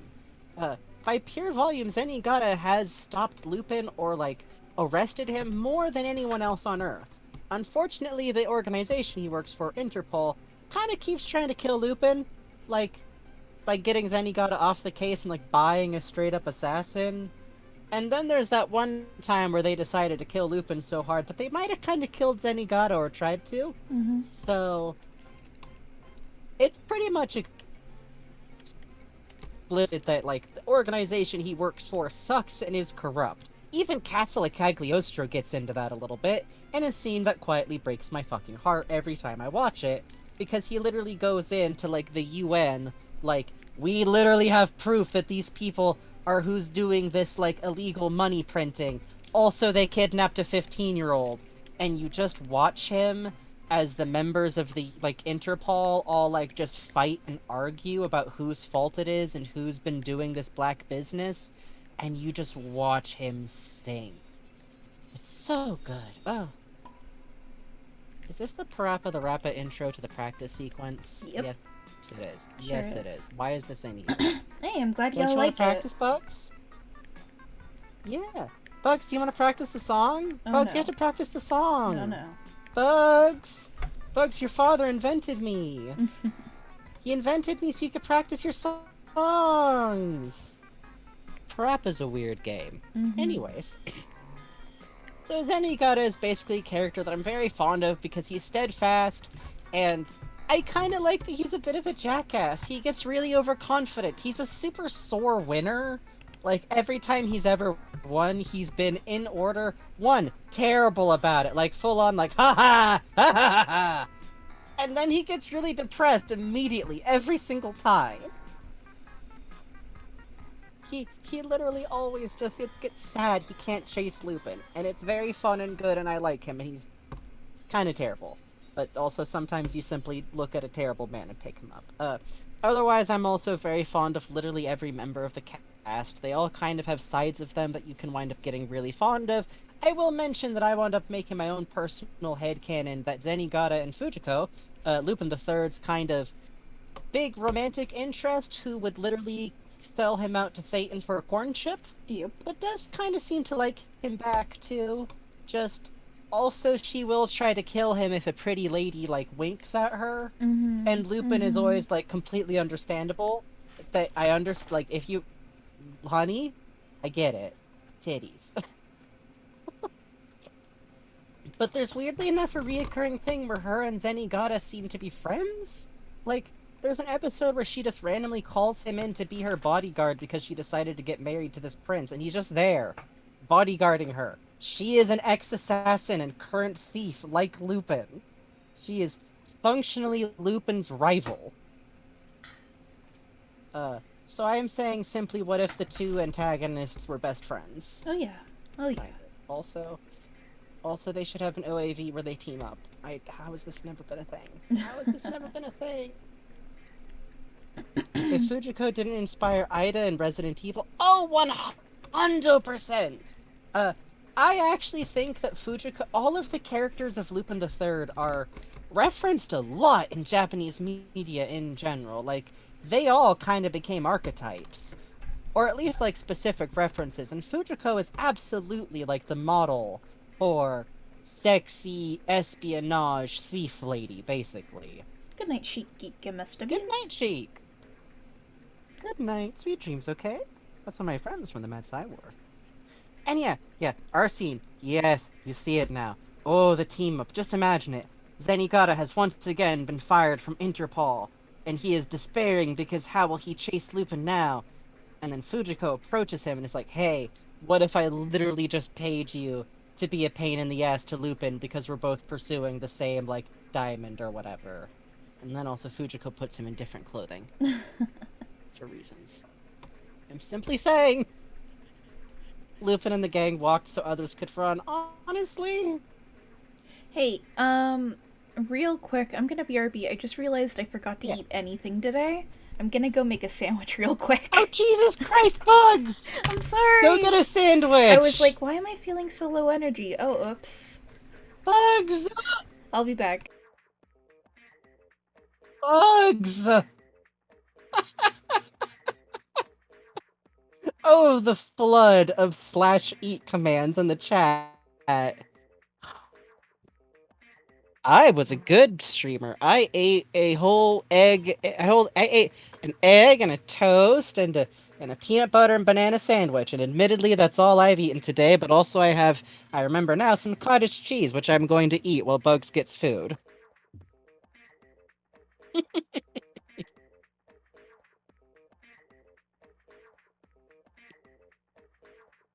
To be fair, it was like an omelet. I made a rolled cheese omelet. I'm actually starting to get good at probably not like a French approved omelet, but you know, that kind of like the cheese omelet where it's properly rolled over with the folds and everything. I'm getting good at that.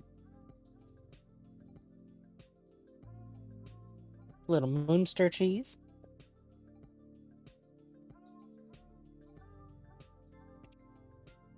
Yeah, I can talk a long time about Lupin the Third, which it's not even my currently most active thing, but I love it, so. This is actually from Smile for Me. I am almost certain. Maybe it's not. Let me look closer. Nope, you're right. Droopy Likes Your Face from Minecraft soundtrack. It's a remix of Cat 18, I think. Good ear. Holy shit, you're nearly done watching all of Red Jacket? That's fucking impressive. I have not seen all the way through Red Jacket. I want to one day. It's just there's a fucking lot of it. Literally the way I watched through Lupin was like just at random. Just random episodes. This is what I recommend. I've seen people be like, oh, I'm gonna watch all of Lupin from the beginning. No, it's not that you're not supposed to. It's just impressive, and I don't have good focus. Someday I will just sit down and watch it from start to end, but I also wanna, actually, you know, let me open up the old Google Docs, because I got the list over here. Basically, what I've been doing is slowly going through a list of every episode and finding the ones that I personally remember. Is there no chronological order in Lupin? There,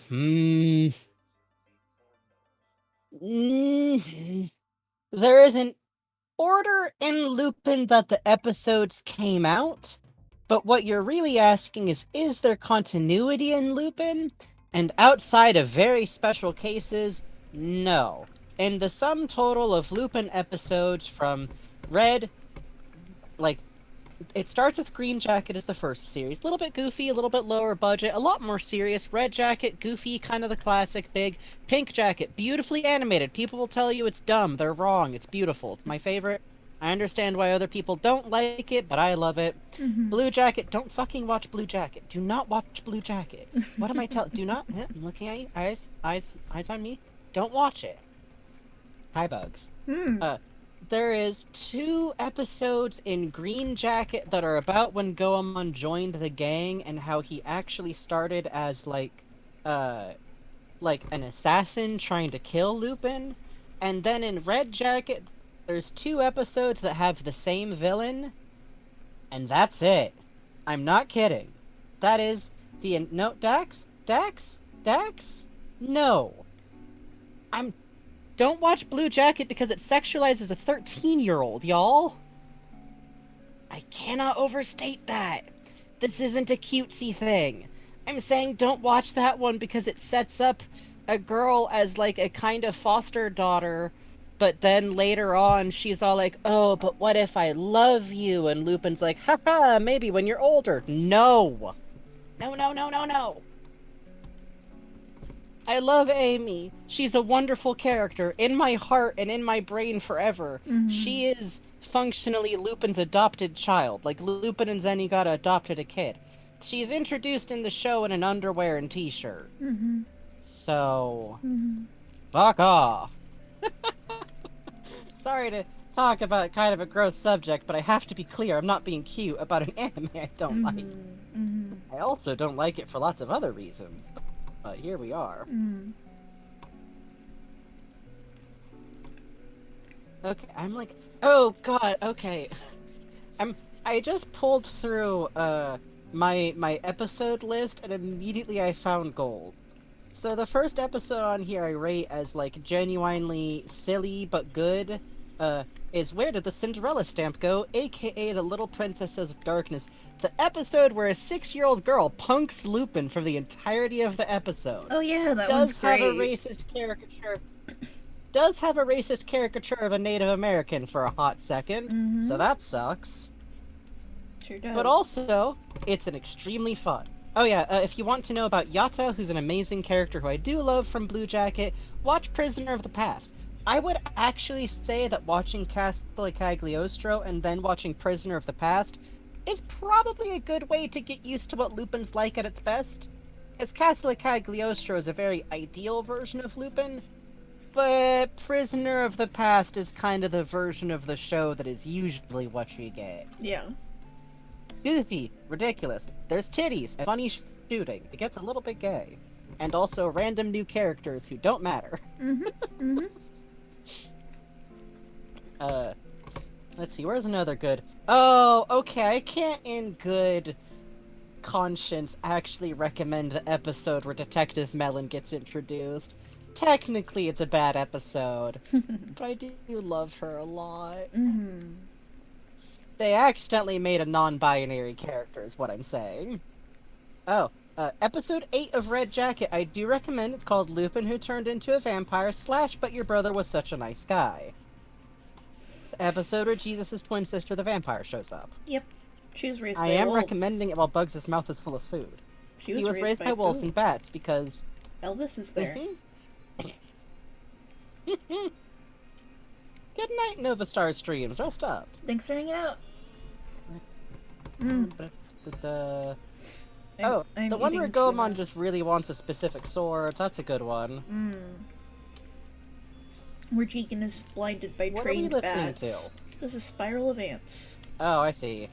That makes sense. Remember when Jigen was blinded by a trained bat in that episode? Do you remember that? Yeah, that's my favorite one because it's got a case of, like, someone else impersonating Fujiko, and the tell is that she gives a single rat's ass about Jigen being injured. Yeah. Oh, okay. Big favorite. Season 3 of Red Jacket, Episode 3, Detective Henshichi, the 10th Year Engagement / Mercy Mercy Me. This is an episode where they introduce Zenigata's mentor figure, and it kind of kills me because he's also based on a literature figure, the Inspector Henshichi tales. And it's literally just a whole episode about how Zenigata was trained by a guy who's explicitly shown to, like, have mercy on criminals who are just doing this to survive. And how he first swore to go after Lupin. It's cute. And I'm mostly bringing this one up before I stop talking about Lupin for a while, that I actually got the English translated versions of the Inspector Henshichi stories. They are kind of dope. Someday I'd like to read them. For some reason. Oh. Fun! Also watch the Madam X episode. That's a good episode. Start on that. Don't worry about it. Anyways. Lupin the Third is a show I love because its tone is completely unpredictable. Some episodes are very, very serious. I should be clear. God.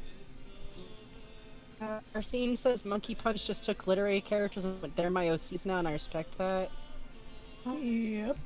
Remember the episode where Poirot's horny granddaughter shows up? Sure do. That episode sure happened. Oh. Okay. 2 tuna sandwiches consumed. I literally, Okay. I'd had a big cup of coffee and was like, yep. No! Oopsie doopsie. It turns out when you grow up with food insecurity, sometimes you forget. Oops, sometimes I eat. Yeah, Who'da thunk? I have done that. Turns out. Oh, thank you for the jelly bean. Yum. So good. Truth be told, if my pain medication didn't have high chances of hitting me badly if I didn't eat it with food, I'd probably be worse off. But I also try very hard to eat. Jams. Oh, the 6-month badge looks so good with the button. I'm so glad. Yeah, that looks very cute.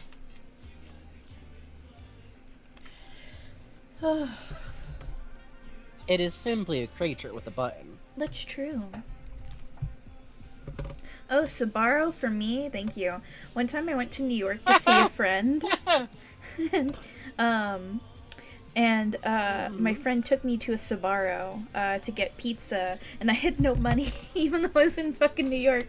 And my friend gets 2 slices of pizza, and I'm like, "Aw, you didn't have to." And they're like, "What?" And they were already like folding the second piece of pizza into their first to eat it. Those layers to that story. There's layers. I was like, The true New York experience, says Arsene. yeah. They're a very nice friend. Or, sorry, not Arsene, Adrian. Oh. Mm-hmm.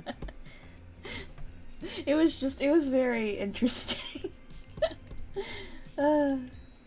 It was interesting too because I had two friends in New York and both of them had different opinions on what the best pizza place was, so I got taken to two separate ones. Just cute. It was. Well, was Sabaro's the winner? No. The winner was the one where my friend showed me that if you fill the olive oil with pepper and then you dip the pizza in it, it tastes good. Oh, It was- I don't... No, it's good. No, I can't eat spice. I can't eat spice. That's why I'm reacting like that. Oh. I have baby tongue. I admit this firmly. Sabaro's is a hot and ready Italian-American mall food. Yep. That is how I will describe Sabaro's. Bubbly, it was like that, yeah. Oh man, that was a dope ass trip. I gotta do it again. I went out there and we went to the Natural History Museum and just drew fossils and shit all day. That ruled. Oh, fuck yeah. Oh, I gotta be doing that shit, man. No, I'm excited about the next time I can, like, get out to see a museum eventually. Yeah, I want to hit up the... Yeah. Come- I admit I do want to hit up the Walt Disney Museum, but I'm just like this, okay? If you can ever come down here, come to the LA Natural History Museum. We have the worst taxidermy in the world. It's very good. Oh, I do love some bad taxidermy. It's incredible. Do you guys like ice cream soup? When you beat no. the ice cream into liquid? Yeah, I like that. I used to do that when I was a kid. I'm not that big into ice cream anymore in general, but I What? like it. I like it out of the freezer. I love ice cream. I can't afford Or ice I like cream fucked right up now, soft serve texture. but I love ice cream. Soft serve good, yes. Yes. And I'll remind you that thank you all for supporting our stream, and you can do that by subbing and by donating. Please donate to the donations go Bug directly to Needs us, Ice and I- Cream Fund. I'm not above it. I'm not fucking above it. Gonna mention you can't afford ice cream on stream. I'm going to do the spiel. Been making keto ice cream out of sweetener, heavy cream, and cocoa. Oh, that sounds nice. That sounds good. Oh, and don't forget to... Also, You go ahead. No, you go ahead. Don't forget tomorrow's GoofCat stream to help Jado with their rent. Oh, yeah. Also, like, donate for that. Because that's someone who needs rent money. We might not be able to afford some stuff. We're good. We don't need I rent. got Otter Pops, I'm fine. We do not pay rent. See, I love the soft serve texture, and I love the cheap gelatin ice cream texture. You know what I mean? The weird, smooth mouthfeel. Yeah, I feel Love that. Love that. You would like Malona melon ice cream bars. They got that exact kind of jelly-like texture. I'm not that big on melon flavoring. What? I know. What's wrong with you? It's too sweet. What? Stuff that's too It's sweet. ice cream. I can't eat red bean paste either. Yeah, I just said I'm not that hot on ice cream anymore. I'm cursed. It's my autistic taste sensitivity. It's literally something being too rich and sweet. It's the worst one. I want to make an own I museum can't of eat bad, Anko. bad taxidermy. Sure, everyone's seen Otter, but have you seen the genuine article, A Heem Heem Whimper, that one fox? Oh, gee, whoops. That would be wonderful. That'd be wonderful. And yeah, no, listen, I wish I could eat red bean paste. It looks and sounds delicious. It is overwhelming to me. It is tragic. And it sucks too, because most times, like when you hear someone say, oh, I don't like sweet things, what they mean is that they've decided to control that they don't eat sweet things. I mean, I eat sweet things, but I need a cup of milk to go with it. Other things that are too powerful. Figs, for some reason. Sweet yams, totally out. Marshmallows, I kind of use to be able to eat. Now they're too much.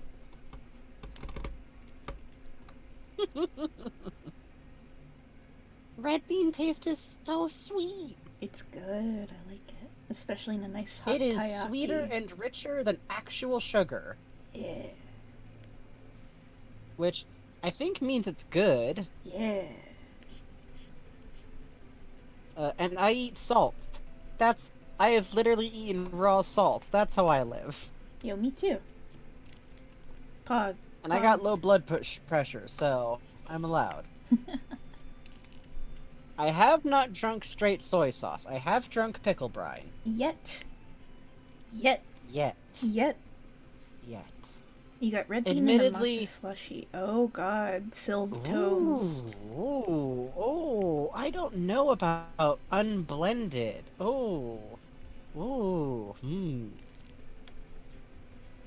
I'm always careful to include the yet, because I need to be clear I have thought about it. Mm-hmm.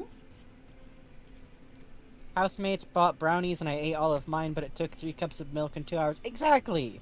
I eat like brownies, but I do eat it with milk every single time.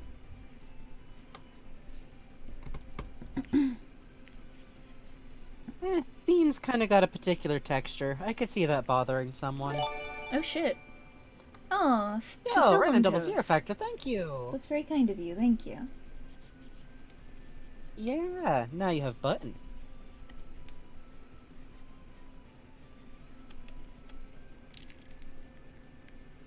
Like bitter in some things. I admit it's starting to sound like I have a limited palate, but I promise I eat stuff. With effort. Oh, Gay Whoop says the feeling of clay on my hands makes my spine invert. I kind of feel that. I like wet clay, but dry clay is... Oh, Chillily, thank you. It is soft. For me, you know what I hate? Satin and silk. Can't stand it. I like them. I can't... It's too slick. Just...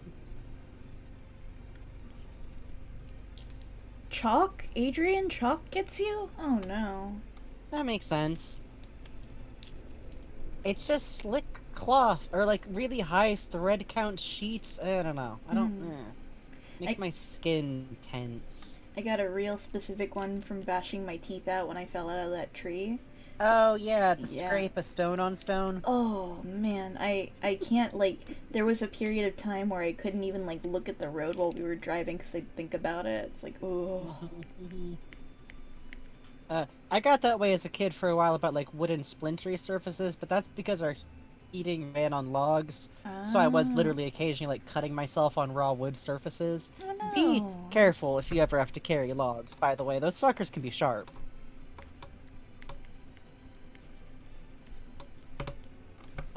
If you ever have to work with soft pastels and you don't like the texture, wrap the stick and you can use a brush instead of your fingers. Like, your teacher might get pissy about it or whatever, but do what you gotta do so you can do it comfortably, yo. Yep. Just say, I do not like the texture, I need to do it this way. Most teachers probably won't care.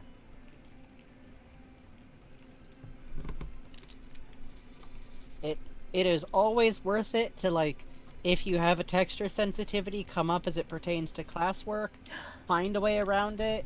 That's why this it's is worth weird at to me least now. trying. Huh. Gordon's skinny accidentally made him skinny, no wonder. I was like, what about this feels weird? Oh, yeah. I took away his Feed girth. the boy. Take away his chunk.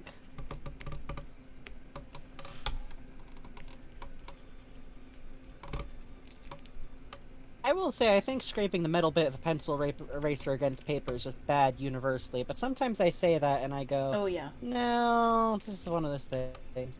Oh, pencil on paper. Hate it. Can't. What? Hate it, hate it, hate it. I sketched with ballpoints.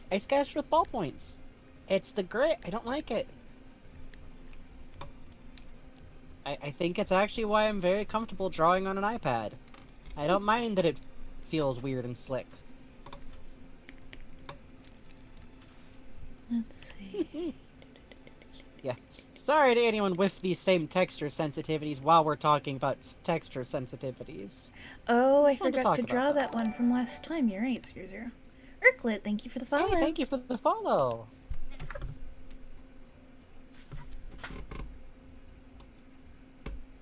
Oh, lentacular images is what I think you're looking for there, Gordon Footwork.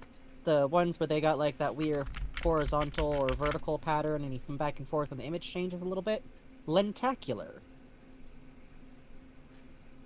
Wait, isn't that? What text?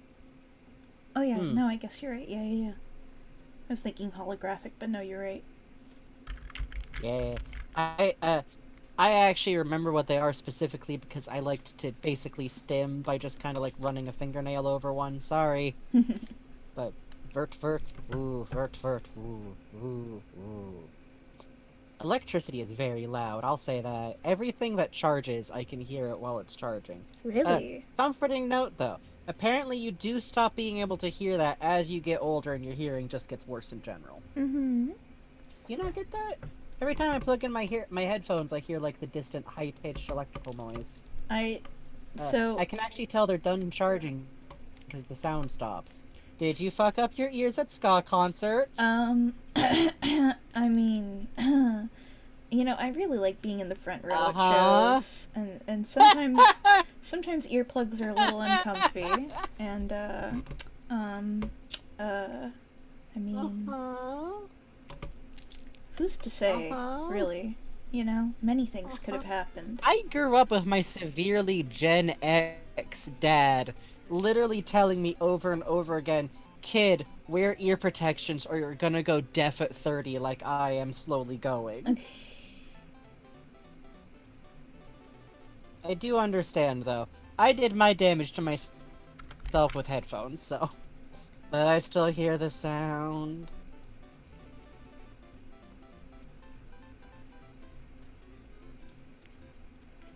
Antlerpunk says, God, I wish I were at a ska concert. I understand.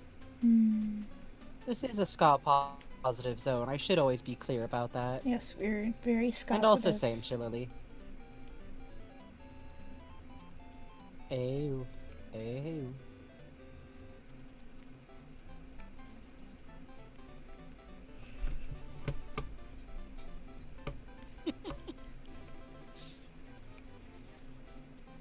Positive. Jesus Christ.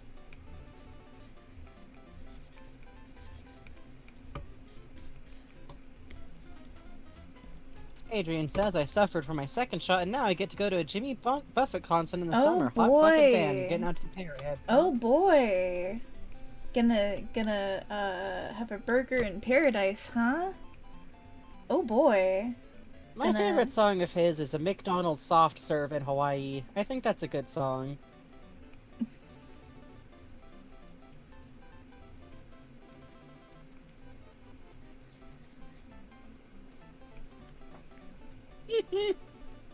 Snail says, I also used to occasionally freak out people at work by saying, I think that light's going to go soon within a couple of weeks of a specific fluorescent light going up multiple times. Yeah. Because you're hitting them with hammers, huh, Snail? I know. That's Snail's hobby. Oh, cool. Alright, that's valid. That's what the mod pay goes for. Every time we have to pay the mods, we give Snail a new hammer. It's so cool. I thought we just give Snail a sword. Yeah, it's because it sounds different. Bugs is being terrible. But also it's because you hit them with little hammers.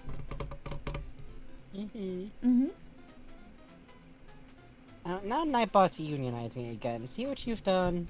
Good.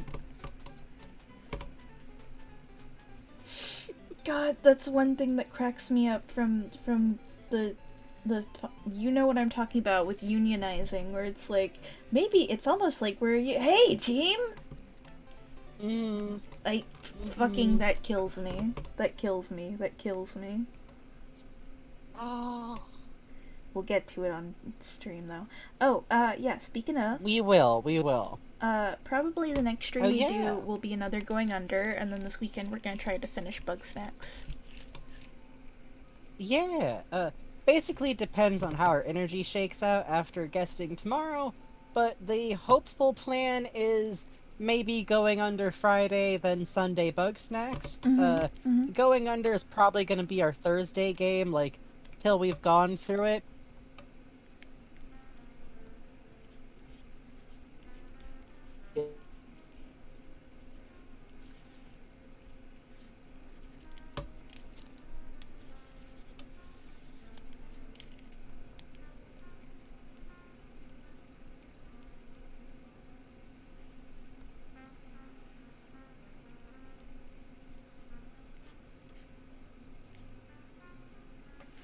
If we were some form of going under monster, we'd probably both be Joblins, right? Yeah, I would be a freelancer. God, wait, actually, I would just be a Frankenstein of all three types. God. Be a little freelancer. Just patches of red, green, and then one skeletal hand. With my tablet pen. That would be so small. It'd be so hard to hit me. You'd be very small, is the thing. Oh, you noticed what I'm drawing? This is random It's zero important factors is the fault. thing.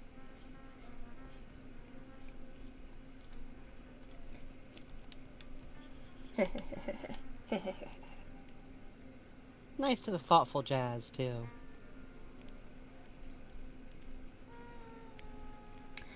Yeah, I got a weakness for parental stuff, you know? We like dads. Yeah. Parents, gay folk, single parent, babies. Mm-hmm. We're very into. Well, I don't plan on having kids. I'm a permanent uncle, but I like the babies in fictions. They're good. Yeah. I also like IRL babies. Just I'm more of a hand me your baby if you need to, and I will like help if I can person. Yeah. I'd love to adopt Also, I someday. spot babies in the wild like a bird watcher. Yeah. Oh, look at that one. Ooh, they got Elmo shirt on. I am also that one miraculous person where if I hear a baby cry in public, I'm like, oh no, aw, baby, it's a baby. What are they gonna do? Everything is new. They've been introduced to the hell of a Costco. Am I supposed to expect them to keep their shit together through that experience? No. My dad, whenever he'd hear a baby cry, he'd always be like, I'd like to lodge a formal complaint. In the baby voice. That's kind of how it is. Yeah. Oh, I love making faces at babies. Mm-hmm. Good. As I always put it, I literally basically dress like a Nick Jr. host. So toddlers are often kind of excited to see me anyways, and it's my favorite.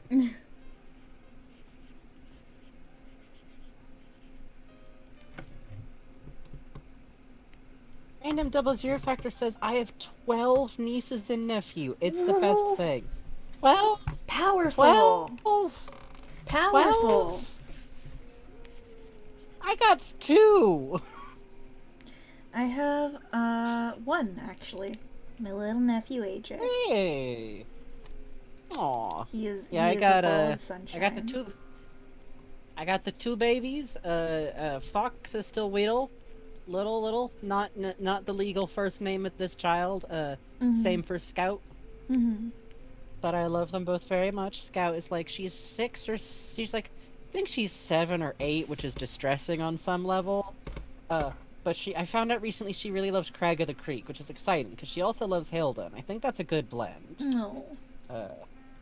And Fox is like, he is of the age where I believe he mostly cares about like Peppa Pig and the dog and being outside with bare feet. Your mom Holy has shit! 18 siblings, Vegeta? Holy god. No, the detail we found out like 2 years ago is oh dear, oh dear, oh dear.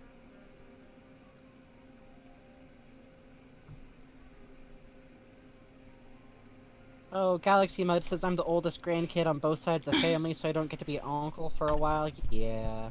Pardon, I'm gonna move the mic. I got the one sister. She's 8 years older than me.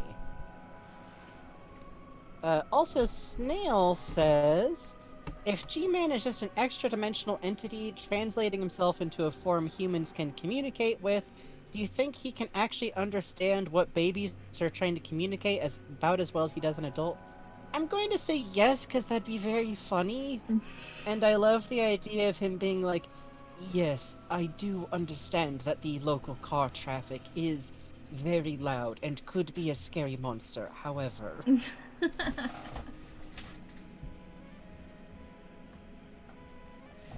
Let me clean up this line work here. also very funny. It would be just very good. He's like, okay, it is cold, okay, it is hot, okay, you want to rest. No, you cannot eat nothing but applesauce. I am afraid that I must attempt to negotiate with you about the portion of your diet that is comprised entirely by Go-Gurt. I see. We have come to an impasse.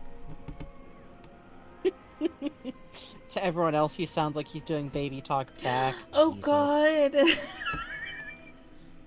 I don't like Hey, that. blah blah blah blah blah. I don't like that. Doggy doggy. That's very scary.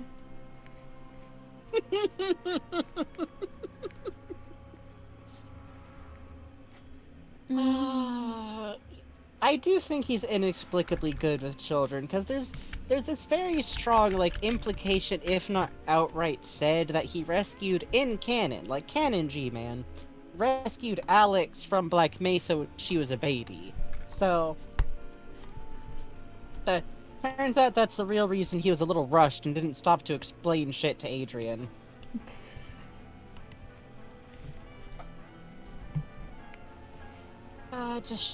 I want a mod that he shows up in Adrian's last cutscene with a baby sling on. God. ASMR, G-Man talks and baby speak close to the mic, $15. Random 00 factor. How big is this egg? What? Is it, like, ostrich-sized? Eh?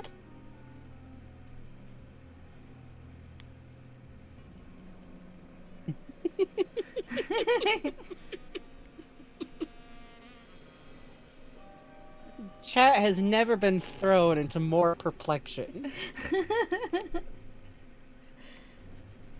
You know what? This is as good a time as any for me to take a break real quick to go stretch. Be back in a minute. Good luck, y'all. ERB. For Benry. I'm just gonna doodle around it until we get to that part. Ostrich-sized or bigger. You got it. You got it, boss. Easy peasy. Hey, you don't need to worry about a fucking thing. I can make this egg for you.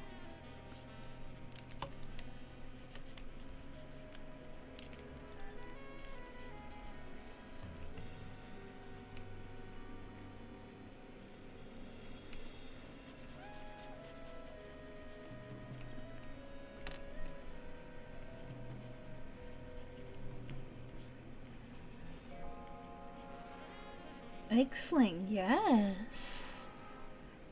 What were you guys thinking? What? What?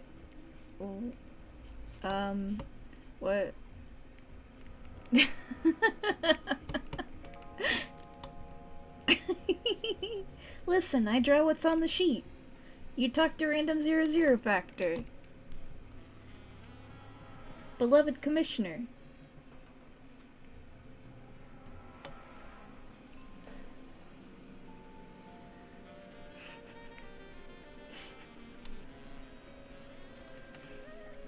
Oh, my glasses are pressing into my eyes. Hang on, they shouldn't do that, probably. Ow. Okay. I'm gonna have a little sip of tea, also. One up.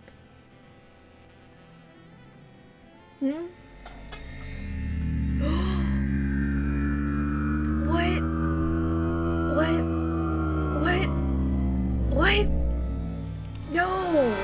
Frankie! Frankie! Get here! Oh no.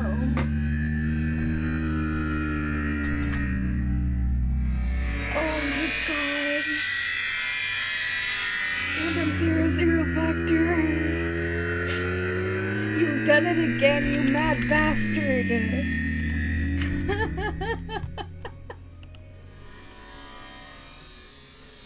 What the fuck? What the fuck? 420? $420? I'm not changing the noise, no, $420? You already commissioned me. Thank you. Thank you. What? Huh? What?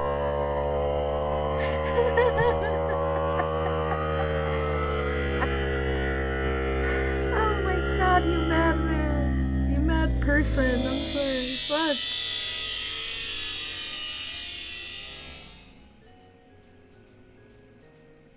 I'm looking directly at this. It's beautiful. I've looked at it for 5 hours respectfully, politely. Thank you. Thank you. Thank you. Frankie will never believe me. This is so sad.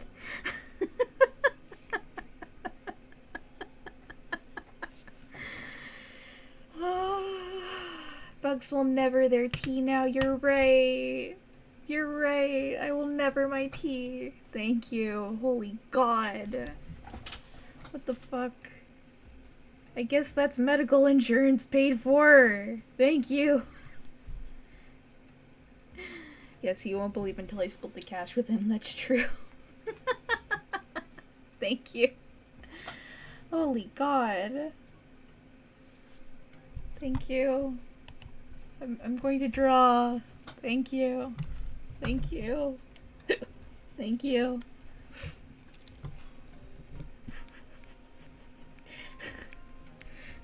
So worried about what I'm seeing in the chat as I sit back down. Frankie, we got a $420 donation from Random 00 Factor. Happy birthday, Random No, 00 00 Factor. Factor, you fuck. Thank. Happy birthday. Look at the bottom of the screen. Oh dear. Hold on.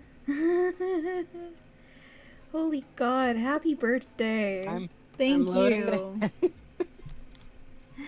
Happy Thank birthday you from very, all of us very to much. you. That is We wish it was incredibly our kind of birthday you. so we Hey. could party too. Happy birthday. May all your dreams come true. Happy birthday. I'll see you. Hey. Please continue. God.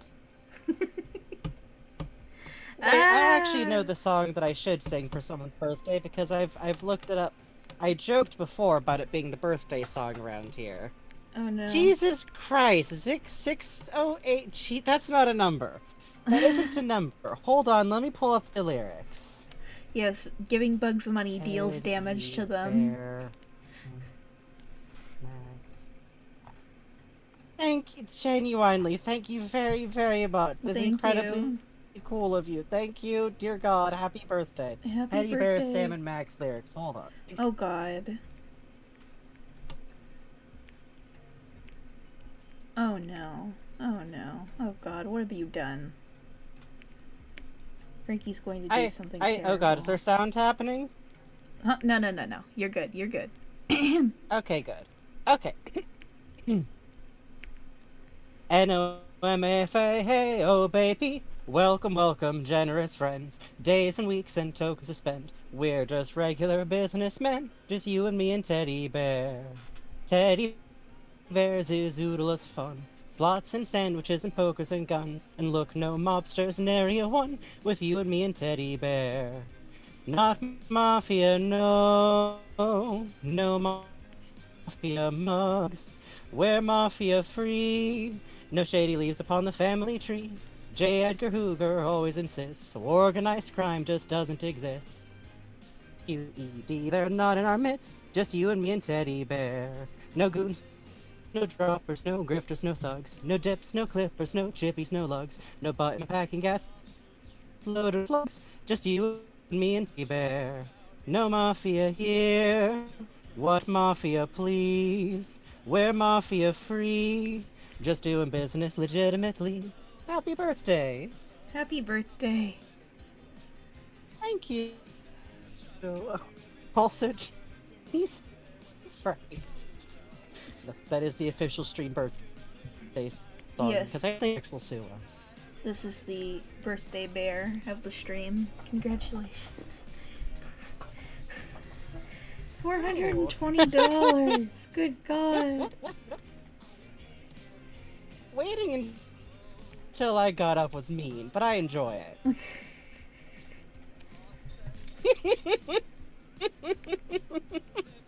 Random 005. As I love making chaos, it's what I live for. Thank you for making chaos here. Oh yeah, this is touchtone telephone. This is theme of this one. When I'm doing this from memory, be nice to me. I think that's also theme of chaos. Uh-huh. I'll be very nice. When am I ever mean? The theme of this one.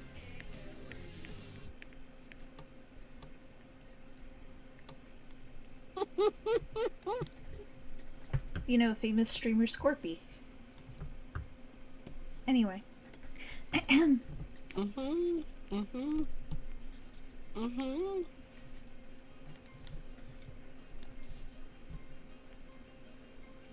Theme of this one, Snorpy? Yeah.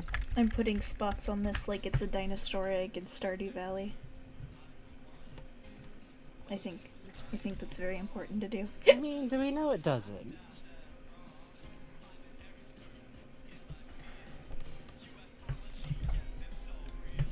Double zero factor, you gave Bugs hiccups.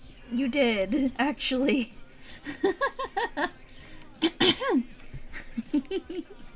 Joshua's a dinosaur? Well, Joshua does have one thing in common with the dinosaurs.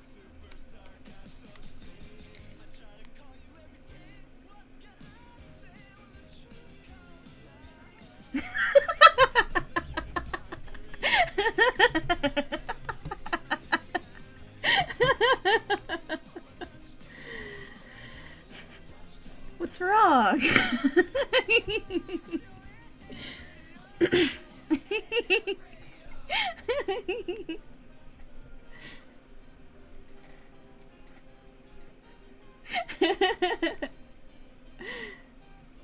I'm trying to give Benry the most, like, no thoughts, head empty kind of expression here, so pardon while I'm reworking the eyes a little.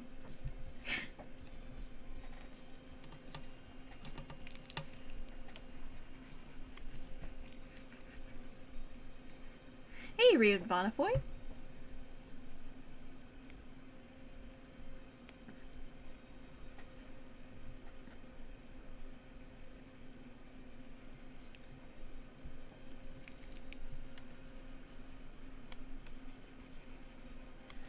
We are simply making jokes here. We are simply making cracks and funny quips.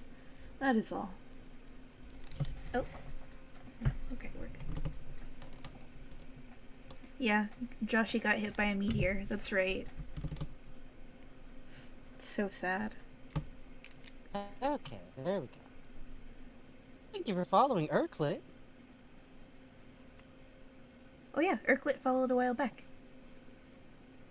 Oh, sorry. Everything just reloaded for me because I had to like pause and reload the stream to be able to see comments again. Oh, okay.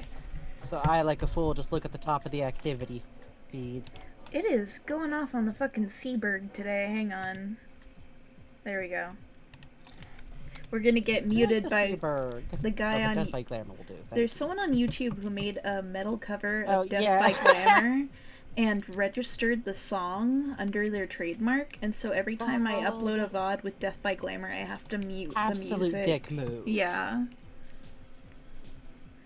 Materia Collective already mutes all Undertale music on YouTube, but still. Like, the gall, especially if you're making a remix from a dude who, like, famously doesn't care if you do remixes of the music. Aha, but now I own the funny music. Good, thanks. When I was playing Groove Coaster, like, the rhythm game, the VOD got copyrighted because of that. Like, really? I can't put up footage of playing the game with the music? Really? Mm-hmm. Let's see. Baby slings tend to have a little more. We're doing straps on straps on straps, baby. Watch out. Baby slings are tricky. The like actual carrying things can be pretty complicated. Mm-hmm. I think my sister mostly just used the type that are like a singular cloth wrap that you tuck the baby into. Oh, those are cute. Heavily protected babbin. I always like those. We're going to put a belt on this so the baby is secure. And the baby has a little ID tag too, and it says egg. Egg. But it's egg with multiple G's, thank you. Oh right, sorry, hang on. The Benry is one city away from me, and it's been like one city away for like a week. And I feel like I have the sword It's of stalking you. the sword of Damocles is hanging over my head is the thing. So I'm a little scared. You It's know, hunting. some people are already getting them. It's hunting. It's waiting. It's I, true. I have to get Brad his cool Benry though, because Brad saw that I couldn't afford a Benry plush at the time and was like, I will buy you this in exchange for a commission. I was like, ho ho ho ho ho, you have a deal. So True. that's why I have to get Did they this. arrive vacuum? Oh god, maybe. Our scene says, "Do they arrive vacuum sealed though?" Sitting here in anguish watching people get Benry and toss him, well.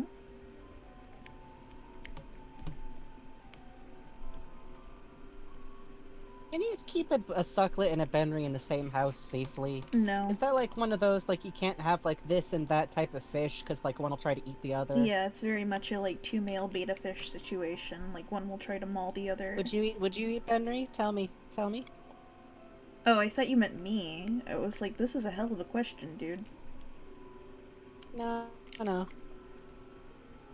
Murder. Okay. I think he tastes like old turkey.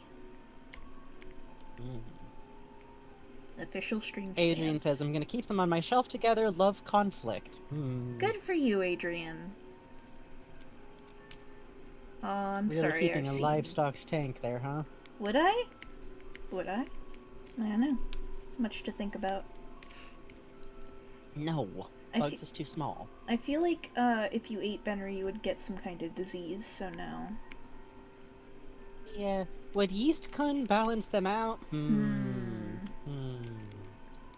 Tough. You love it when girls fight? That's great, Vegeta. I'm so happy. You're always a positive influence in this chat. See, they're Alright, right. I'm just enchanted making tiny squeaky noises now. These two are thematically next to each other because you see fatherhood is a beautiful thing, really, if you think about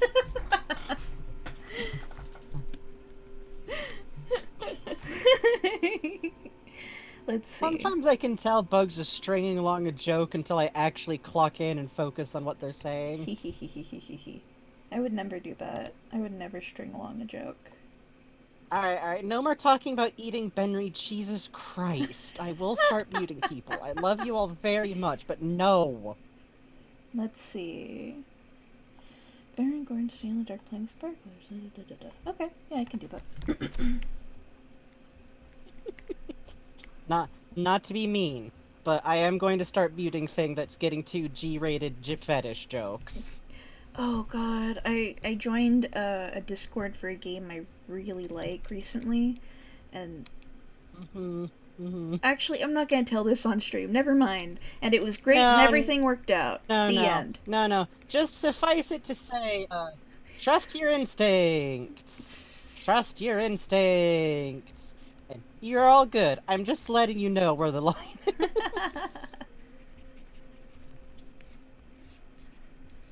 Luckily, me and Bugs are experienced and have already lived through enough to know what's happening. Yo, Rava Bonifoy, thank you for holy shit, thank you for subscribing at tier goddamn 2. Wow. You maintain access to button.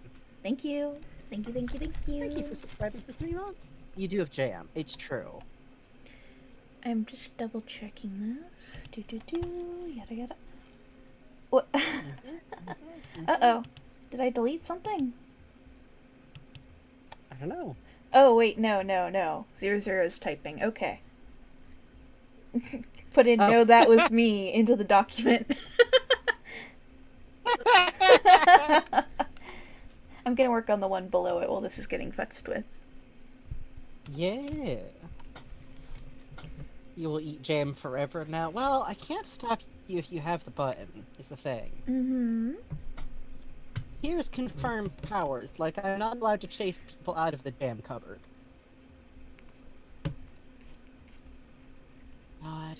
Okay, do you follow the person who draws the ducks, the fat ducks with the cute nuns? Oh, yeah.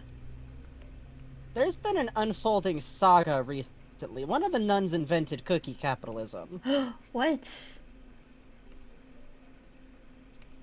What? Yeah. Yeah, they had a whole grift going. They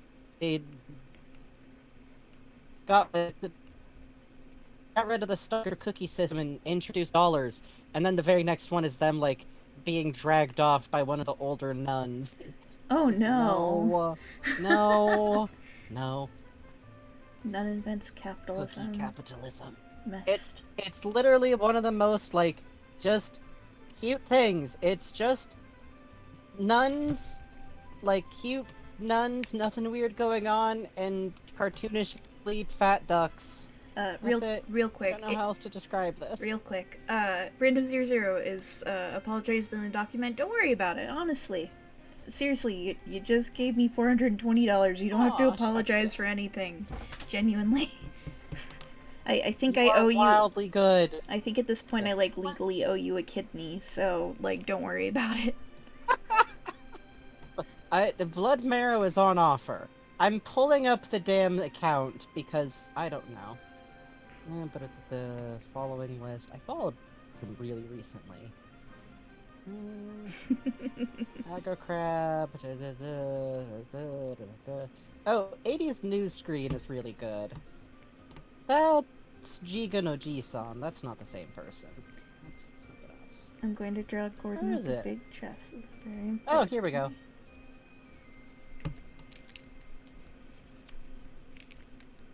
Here's the Twitter.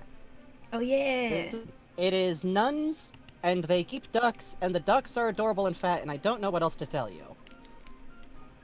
In the most recent one of them found a stray sheep. It's... What? Huh. About the stray sheep. That's adorable. Oh, yeah, it's really cute. It's the one who likes frogs, and she's holding it, like, very, like, protectively, and it's good. It's just, every day they put up an illustration, and it's really cute. I don't know what to say. Also, every illustration has a hidden chicken in it somewhere. That is important, too. What? I mean, like, really hidden. Really hidden. It's kind of the same genre as, like, there's that one artist who just does, like, drawings of, like, girls wearing traditional maid costumes doing 6 skateboard tricks. That's all it is. I can't explain it more than that, but I like to see it.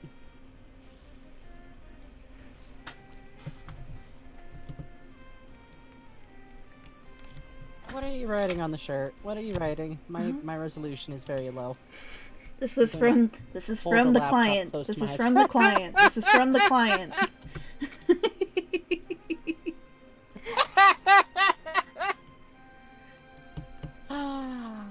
That's very good.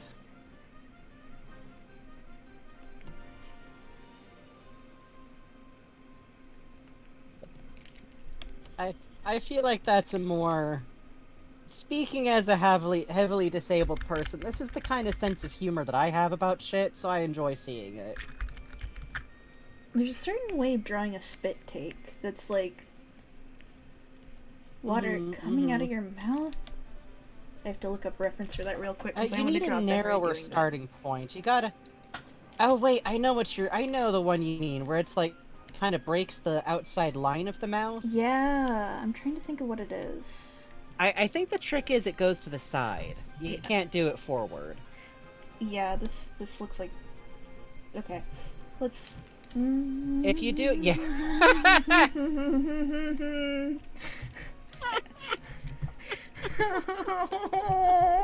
Drawing on stream is hard, actually. No, you're good. You're good.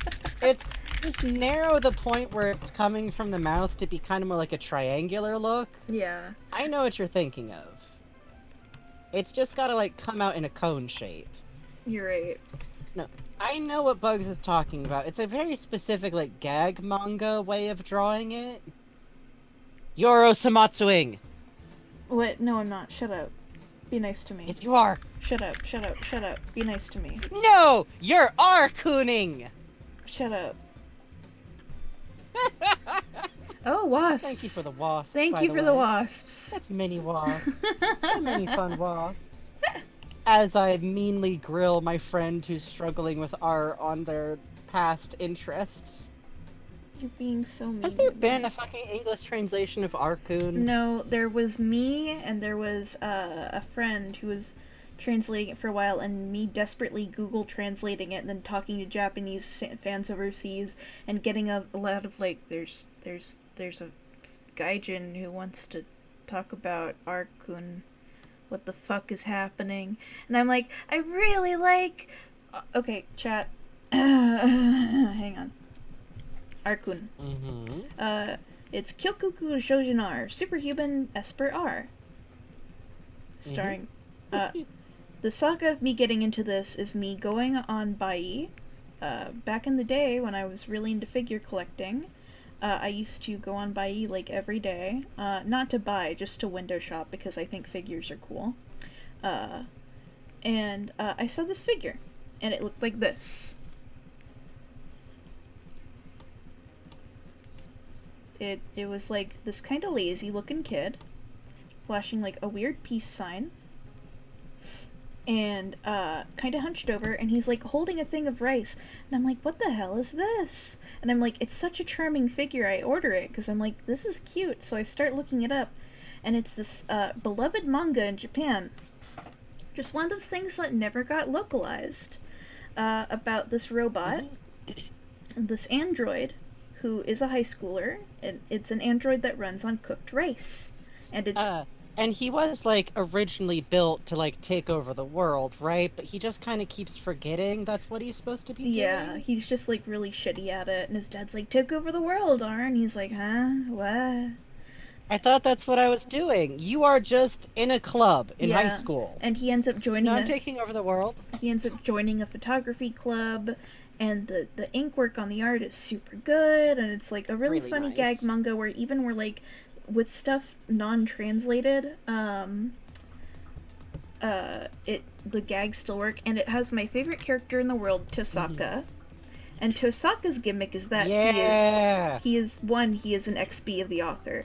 Two, he is so rude. So all the time, constantly, he is just, no matter what he's doing, he's the head of the photography club, and he's like running meetings and stuff, and he's got like this kind of like curvy hair, goes like this, and constantly he's just flashing the middle finger, because it's like this cool rude gesture from America. So he's just always constantly flashing a middle finger, and he's like jabbing it in the sky to be like, we'll go get this thing. Literally imagine someone flashing a middle finger instead of flashing the peace fingers as a tick in a manga. Yeah. And that's basically it. Which I'm gonna mention here, I genuinely have a lot of strong feelings about how much it sucks that there's a bunch of manga that's like classic foundational stuff that just never gets translated because it's older and slice of life. Yeah. It never gets officially translated. It's like if someone, acted like the sum totality of American comics were superhero comics. He said, heart in no way breaking slightly. Okay, let me swap to display capture. This is Kyokoku Shoujin R. Ultimate Superhuman R. They even did... which I often just called R-kun. This is the cute figure I got. His head comes off. Yeah! Not guilty verdict. The art is, like, super cute, you know? Let's see. Let me It find. really is. This is the cute figure. Oh yeah, they were selling this for a while. Here's Tosaka. Hey, Punk Cherry. It's good to see you. Hello. Let me see if I can't find We're a talking picture of about Tosaka. We're talking about extremely obscure gag manga that we like. There's his finger hulks. There it is. Side note, my version of this is Cooking Papa, a manga from like the 80s which is about an extremely large man whose terrible, shameful secret he keeps from everyone at work is that he likes to cook for his family, including cooking for his working wife who's devoted to her career. Chapter 46. Extremely fucking charming. Whoa. Oh, random 00 factor. Thank Yo! you. Thank you, random 00 factor. Oh my now you have god. button, Punk Someone's Cherries. localized the whole thing. Holy shit! Holy fuck. Well, Okay. Bye, bugs. No. I'll come back later. Anyway. Stream's over. Okay. Last time I checked in on that, it was literally like me and a friend struggling to translate it, like, up to chapter 11 before we got exhausted, and I was like, wait, Yeah. this is translated chapter 46, what? Yeah. Yeah. Let me note, by the way, literally, I am saluting every single fan translator and localizer who works on, like, obscure older manga that's, like, not very well known or kind of slice of life. As someone who has literally stared down, like, a $50 set of English Sazai-san manga, which is one of the oldest running and most beloved manga in Japan, that has been running since, like, the advent of comics in Japan in newspapers existing, and you just never hear about it. And it's a shame, because I really like it, but I especially like the older stuff that's kind of more set in the era. It's kind of the Kathy problem, but, you know, over, like, 90 fucking years or something. Oh, I think Bugs just showed the name of the manga, but Oh, if let you me want to, like, write it write out. it out on the sketch page. Yeah. We're not doing a read-along stream this time. I have floated to Bugs the idea of a donation stream where for every $5 I have to hit the random button on a manga search site and just be tormented by that, but it got shot down. Apparently I'm not allowed to torture myself emotionally on stream. I don't know why. You're not. It's very fucked up of me, I know, but... Also, we would run into stuff that would be against TOS pretty fast. Oh yeah, we would. I don't know why I'm making Benry so short here, but I kinda like it, so whatever. I'm a big fan of Benry of variable sizes, honestly. Usually I make Kumar like the dwarven fighter, but that's okay. A small little square of a man. Exactly. Condensed. Benry understands how gags have to be set up. Yeah. Thank you, Silver Strigid. Strigide? God damn. The Benry plushes are life size. He's just really close to the camera the entire series. Yeah, he spends the whole time like this. Oh dear.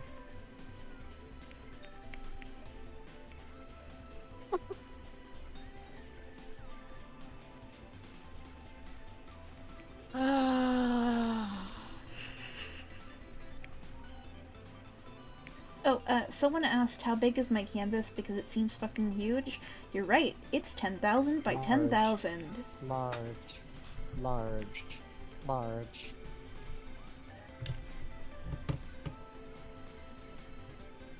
Which is why maybe I will get an external hard drive next paycheck.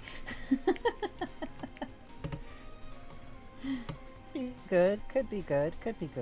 Because my computer's like, please, stop. I only have so much room. Killing your computer slowly. As one does. As one does. See, they are arguing, but they might... What if they kissed? Oh my god. Wow. You know, come to think of it, Going Under might be one of the first things that I've really had ships in where none of them are terribly confrontational. Wait, no, never mind. Tappy and Kara. Sorry, forgot. For the lesbians.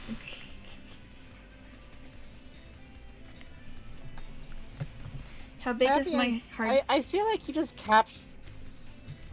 Sorry, go ahead. No, you go ahead. I was just going to say that I think you nailed the Tappy and Kara energy permanently when you just drew Kara as the handed the girl a note that said "get out of my school" type thing. Thank you. That's about right. Go Uh, ahead though. my hard drive is like 400 gigabytes. See, okay, so the thing is, like, I make the big canvas, and then I work down, and this is how big it is, and then... So this is all just area that will be deleted that's for, like, margin doodles. So it's not that bad. But right now, while I'm drawing, I have the canvas at 66.7%. And I'm drawing with a 10 size brush, if that helps any. Let's see. And Chilili says, "You think Benry's ever tried to make a snack of the sweet voice, or do y'all have a spud headcanon that would contradict that of the sweet voice?" I feel like the problem is, like, I always imagine the sweet voice as, like, somewhat ephemeral. Like, if it's solid, it's more like a thin, like, bubbly shell of, like, vapor than anything else is kind of how I imagine it. So I don't think he can make himself a snack that way. But mostly I just also think the problem is like, probably be like tasting your own saliva, you know? If you can taste it, something's gone wrong. Yeah. I say, forcing you all to briefly think about your own saliva. Oh, Yumma. punctures, y'all probably seen bugs around. Huh? If you have friends who have been into HLVRAI, or Half-Life, or, Lupin the Third, or, Gooster Bowl, or... You probably know it from, like, my animatics on Aquabats. YouTube, I think. Occasionally, Aquabats. I think that's probably what gets most people, knowing me. That's true, the animatics get around. Yeah. Uh, The Or, for both of us, sometimes people know us from, the fucking Half-Life, Boss Gordon AU, Noel Error AU, which is always very funny. let's see.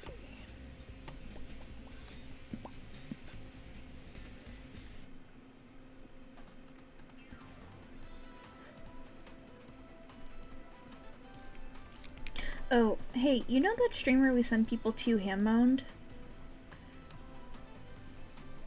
Yeah. Okay, so I was watching Mark Kaodo's stream the other night, and he was doing this really cool stream where the gimmick was it was one of those Minecraft survival things, but you only get one block, and every time you break the block, it changes into a different type of block. Oh no. Yeah, it was really interesting. It's like a survival mode, and sometimes it spawns enemies you have to kill. Yeah. Oh no. And he ended up talking about Hammond. She added she added a fucking incentive to her chat for channel points where she'll bark at random if you hit 1,000 points. But she'll do it like mid-sentence is the thing. That's very So she'll be like, yeah, so for this I'm drawing brr, we'll be working on the next thing, which is line art. It's like, what? That's very powerful. That's so fucking funny. No, I don't really want... Okay, here's the problem. Because a lot of times when I see Hammond is streaming, it's after I've streamed. I'm usually so tired I can't watch much. But every time I've seen it, it is very powerful. Isn't it? It does feel like the right kind of energy to be going to from our streams, in a way. Use that channel reward all the time. Good, good.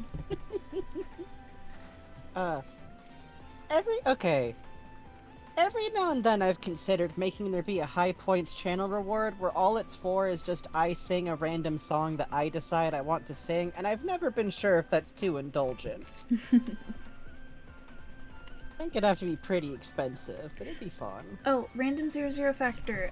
Don't sweat about how much space is left. I can resize things to make more room. Do not worry.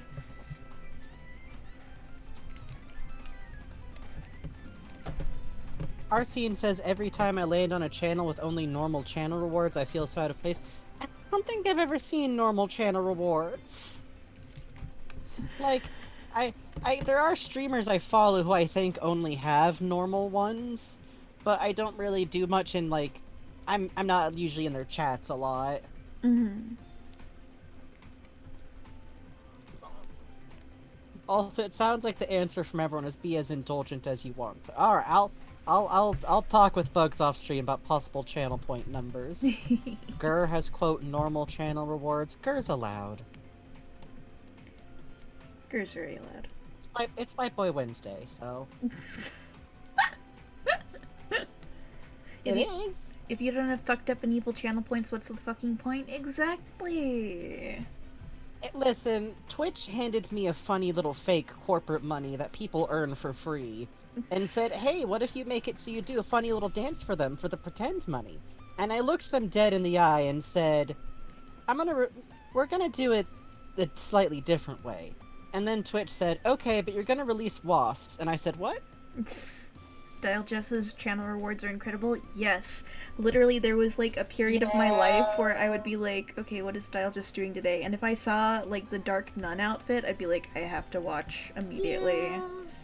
Also, thank you so much for the wasps. There's so many generous wasps. I believe they're being released for 00's birthday, which I think means they do all have little party hats. Hooray! We do provide this service for the wasps. Hooray! We don't put the party hats on them, we just make tiny party hats available to wasps, and they don't tell you this, but wasps will willingly wear tiny hats. It's true. If they have chin straps. Oh wait, actually this is the second set of legs, it would face down. Random Double Zero Factor says leave that in there. You want the wasp in there? Okay, I'll leave the wasp. Yeah. Okay, I'll leave the wasp. I will. Thank you. Are you sure? Bugs! Okay. I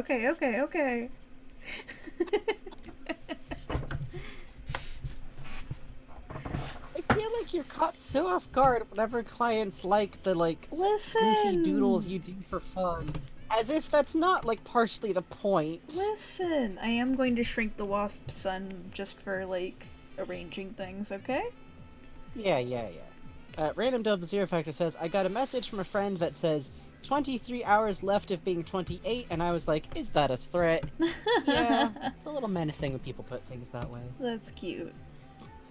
My mom put a gravestone on my aunt's lawn when she turned 40 that said, Lordy, Lordy, look who's 40. So,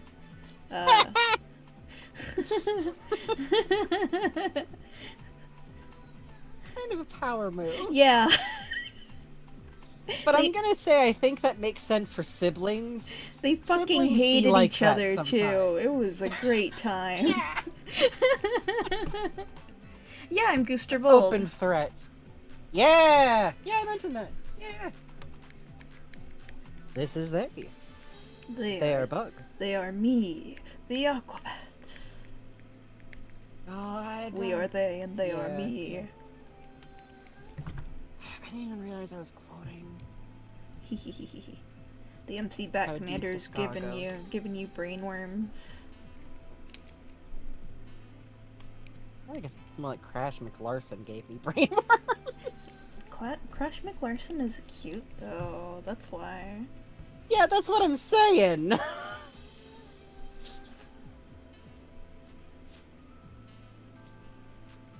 Alex Humud says, listen, if I ever save up enough to do one of these, I will consider every random stream-induced doodle an absolute treasure. See, it's what I'm saying. Thank you.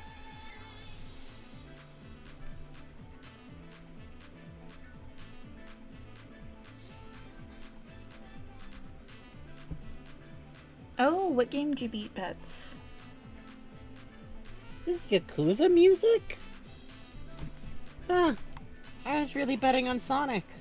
Try to have some fun, I was Gubby. like- 2 exclamation I was like, points. whoa, Amy Rose's theme sounds weird. It does kind of sound like it, huh?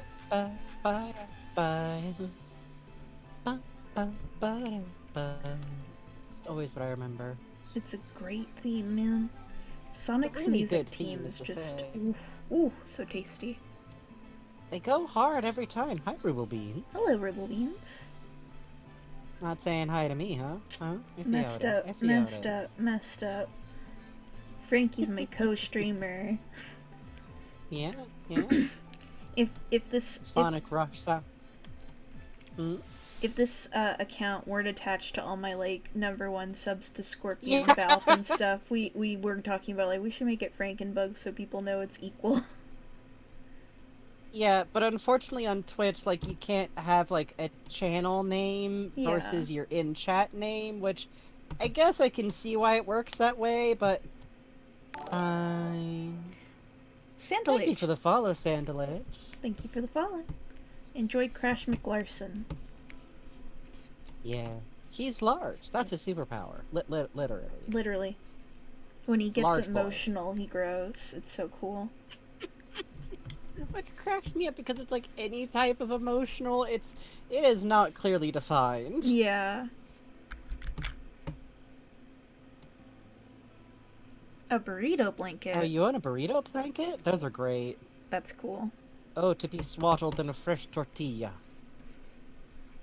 Oh, so cozy.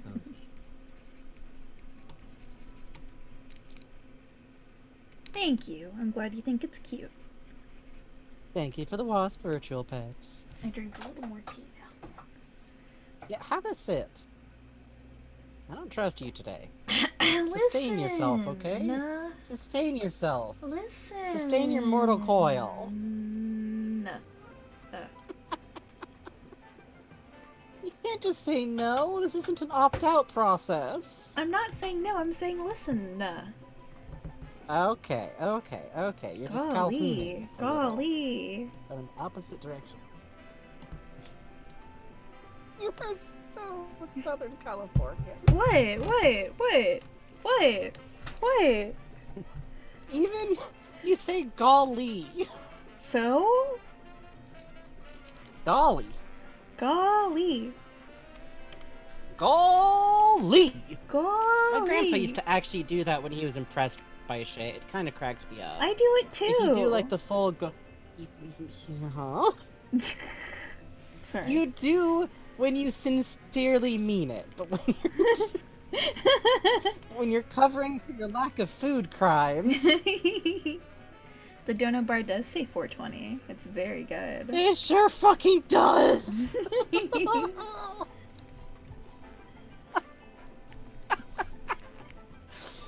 Thank you once again for generosity.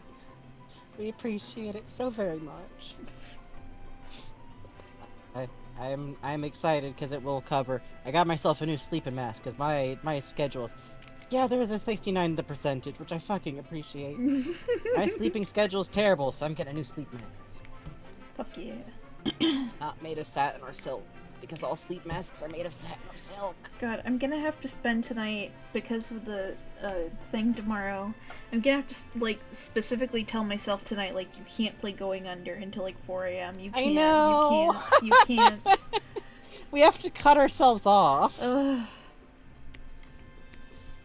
Gonna have to try to. The worst part is whenever I like can't. Literally, I swear, I try to go to sleep at like 4. I lay down, turn off most of the lights. Mhm. I have ADHD, so I do not actually close my laptop. I don't understand how that could possibly be affecting it. That doesn't make sense. But like, and I'll be like, well, I can't actually sleep, so what if I just write a little bit? What if I am bored? So I think that's fine. I think that's fine. Sewing. Also, face random double mask zero of- factors. Oh, you were gonna say? I was just gonna read that message Oh. out loud and then you mumble instead. Random double zero factor says, "Oh, I'm sewing a face mask out of flannel since they were bought up last week. Good. Sleep health is good." Yeah, that's kind of where I'm at, Gordon Footwork. That's why I have a sleep mask. Because if I don't have to see dawn happening, Mm-hmm. I simply do not perceive it. Good night, Roach_EXE. Thanks for hanging out.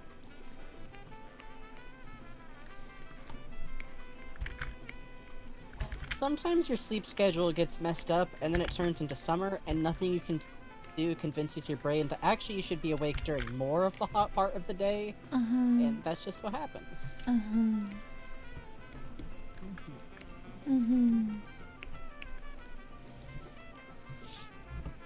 And yes, that is Zenny Gordon, Virtual Pets. Who? What? As requested by beloved commission asker. I've never heard of that in my life. Sorry.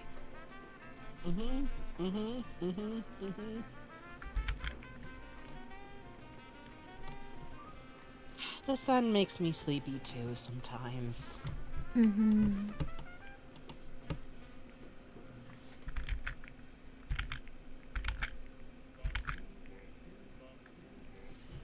Oh, fuck yeah, now we got some music on.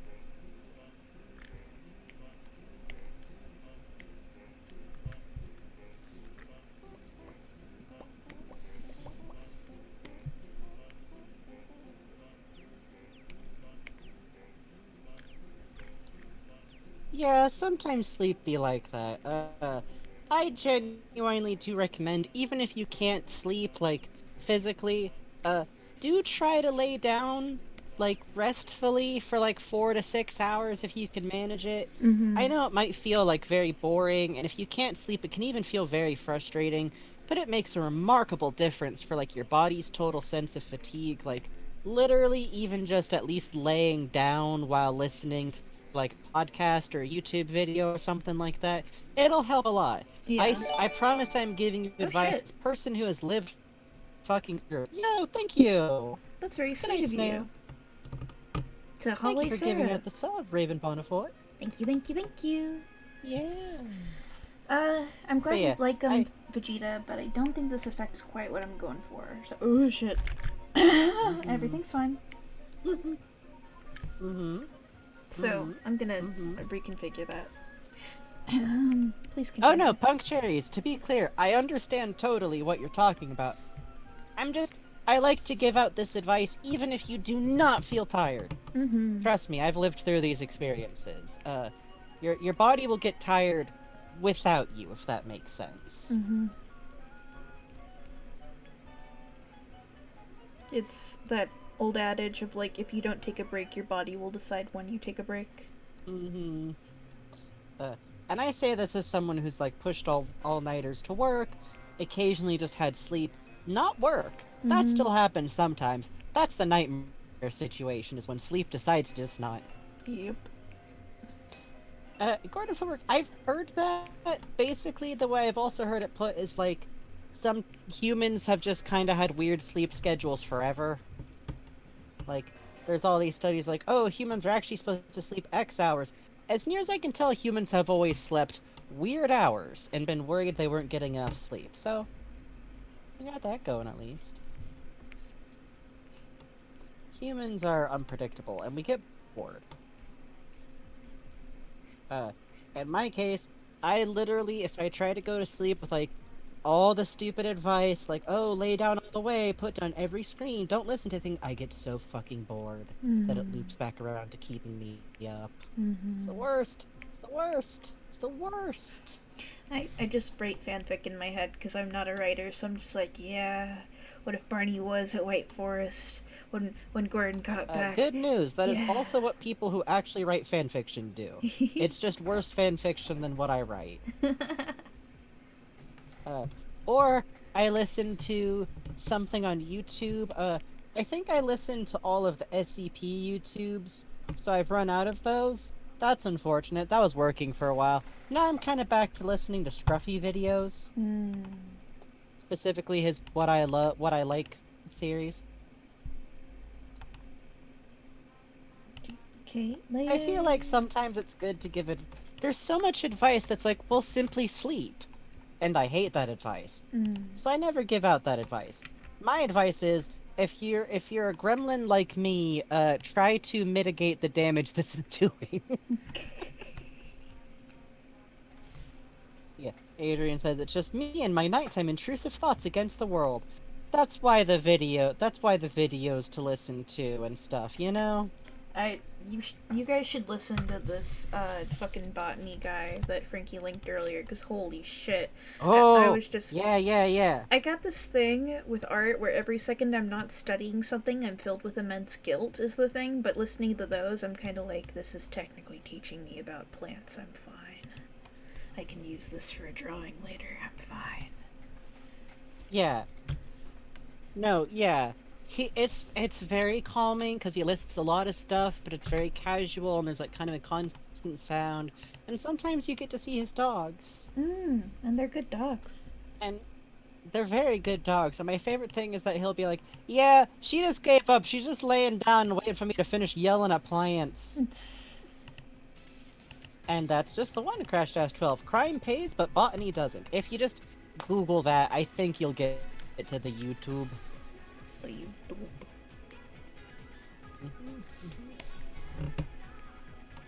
Oh, fuck yeah. Just as a That warning, damn Bayonetta music rips. we are going to be wrapping up at Oh midnight yeah, we need to start tonight. wrapping up. Yeah. So, Yeah, we should probably hit the cooldown doodles. I think I can stick with this for a little bit. Okay. Yeah, basically, because tomorrow we are going to once again be guest appearing on... The goof cat. Let me get the link so I can add those, because that would be good. We are going to be guesting on Goofcat, who is doing a couple of, like, basically helping a friend make rent. And we agree that is, like, a good cause, and we are going to be showing up at 2 p.m. tomorrow for a fun stream. Details of which are going to be linked in there. It's going to be fun. It's going to be good. There's going to be stretch goals. Come by, help out if you can. We'll be up much earlier than we usually are, which is sad, but... Oh god! I was checking my Huh. Twitter, Milkape followed me. You have been seen.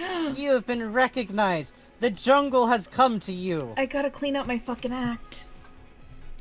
No, you don't. Yes, I do. Too late. Yes, I Too do. late. Aggro Crab saw your art. It's No, okay. no. What are you? No, no, Uh-huh. no. You think Milkape didn't read back? Oops. Recognized by the Milkape. Only Boar of the North would notice us now. Let's see. Okay, there we go. That's the drawing layer. Bugsley plays a fucking ape. They're not playing, they're a fucking ape. What's wrong with you? That's Yeah, a milk Milkape ape. is an ape. I don't understand.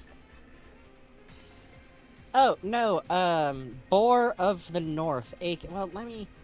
Okay, do any of y'all in my chat understand what I say if I look you in the eyes and say, the Tumblr animal vendors?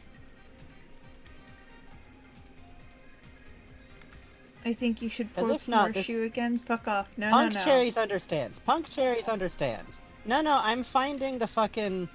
the Tumblr to link. So... This is gonna be an interesting one to explain. So, basically, there are a small group of... kind of Tumblr accounts that are all run by... kind of... mystical animal vendors. There's a tapir, a monkey, there is also sometimes a frog. I like the frog. They all have different... how to put it? It's like weird primordial gods have tumblers. And my personal favorite, the one that matters the most to me, is Boar of the North, aka Horus, the eternal watcher of the ices, hunter of the demons and things in the dark, fucker of awful little monkeys, basically. Not that kind of. More like they fight a lot. Oh, Cuppy Dog City, that's sweet. Aw. I think that's appropriate. I think it's good sometimes to talk like funny animal accounts. Boar of the North is just... I don't know. It's somewhere between like a shitpost and an absolutely serious thing, which is already kind of one of my favorite things.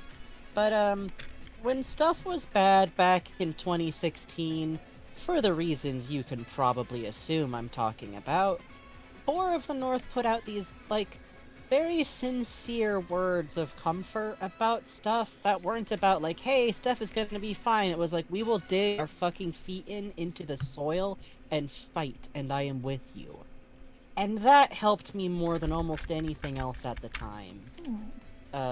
So I always kind of think fondly of them and keep up with it, and they've genuinely inspired the goofiness of, like, some of my own work. Because I think sometimes when things are hard, sometimes very intent but very silly things help the most.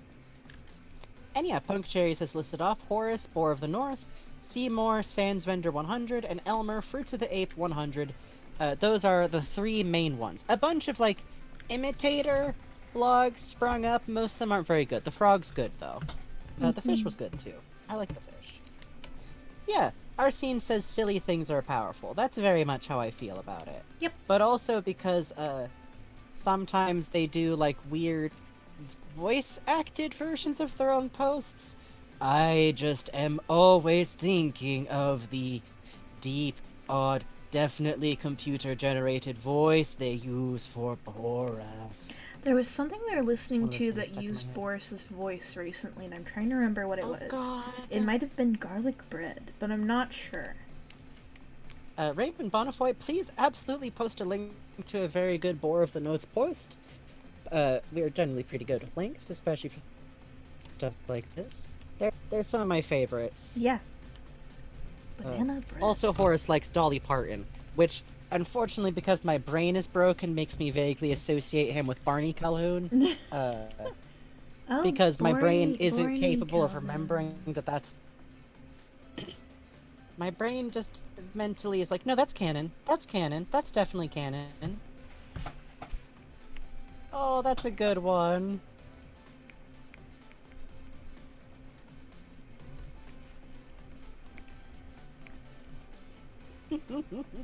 Borny, fuck.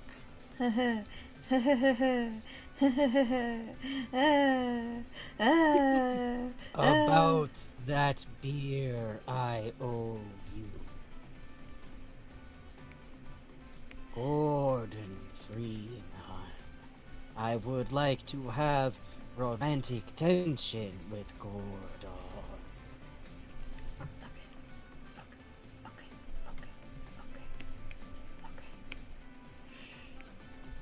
I'm gonna fix this to look a little more natural later. Let's see. Yeah, Listen. do what you gotta do. I will. What's the best Barney? Wallhammer Barney AU or Borney AU? Both are incorrect. It's the Yokai Watch AU, but it's only Barney who's been replaced with a Yokai Watch. No, also Adrian. Also Adrian Shepard. I forgot that we did establish that Adrian Shepard is also 3 Apple... No, it's Koma-san, and what's the orange one's name? Oh, Komajiro. Yeah, Adrian is Komajiro. Barney is Koma-san. That's the only changes. That's it. And it's okay that it's the same post. It's a good post.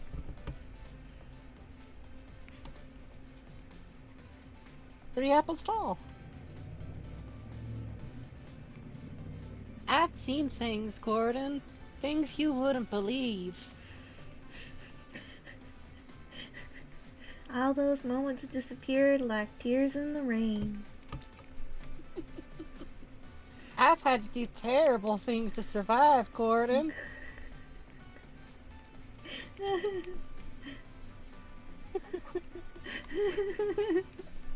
This is how you can tell when the stream gets slightly delirious. I think very specifically my terrible fondness for Koma-san Barney Calhoun, which is just a hell of a thing to say out loud. It's usually a good sign. I'll see you when I see you, Gordon. I definitely won't get killed off screen, I promise. I promise I'm not gonna die Gordon. off screen. I gotta go. Gordon, they're gonna establish me as straight and then kill me off, Gordon. I just don't know about it. Gordon, you remember how they put the word Lauren in the manual and girls' photos in my locker so I look straight? Gordon, it's gonna happen again. I just know it. I just know it. Alex was good, but they definitely are really straight, Gordon. I don't know how this is gonna Gordon, I'm go. real fucking worried, Gordon. There's rumors that I'm gonna be in Half-Life X or whatever it is. I'm worried they're gonna make me straight, Gordon. Random double zero factor says bury your straights. God. There really is something about, like, it's very funny because we talked earlier on stream how, like, sometimes stuff that's like gay but like in a coded way I'm okay with because that's what I grew up with. I will say I think the modern version is worse, where they establish a character as straight and then get rid of them. Like, alright. Fucking rip to the Don't worry, Gordon. Scooby-Doo, I'm but gay, with but I've parental been. problems. Don't worry, Gordon. I'm gay, but I've been with someone for 20 years, so I'm not a threat to you and Alex. My husband's Gordon, just I'm been. going to super hell now, Gordon.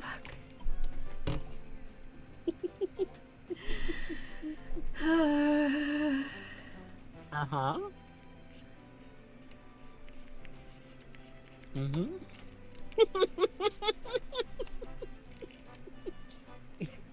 Sometimes I just sit back and wait for chat to yell at me a little. I just say things. It's true. Frankie does just say things, doesn't he?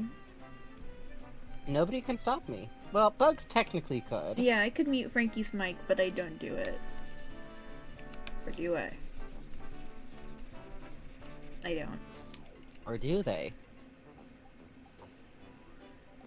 You are always casting spells. I don't know if I'm a spellcaster. Nah, Frankie's more like a, if anything, he's got, like, hexes on his weaponry. He does not personally cast the spells.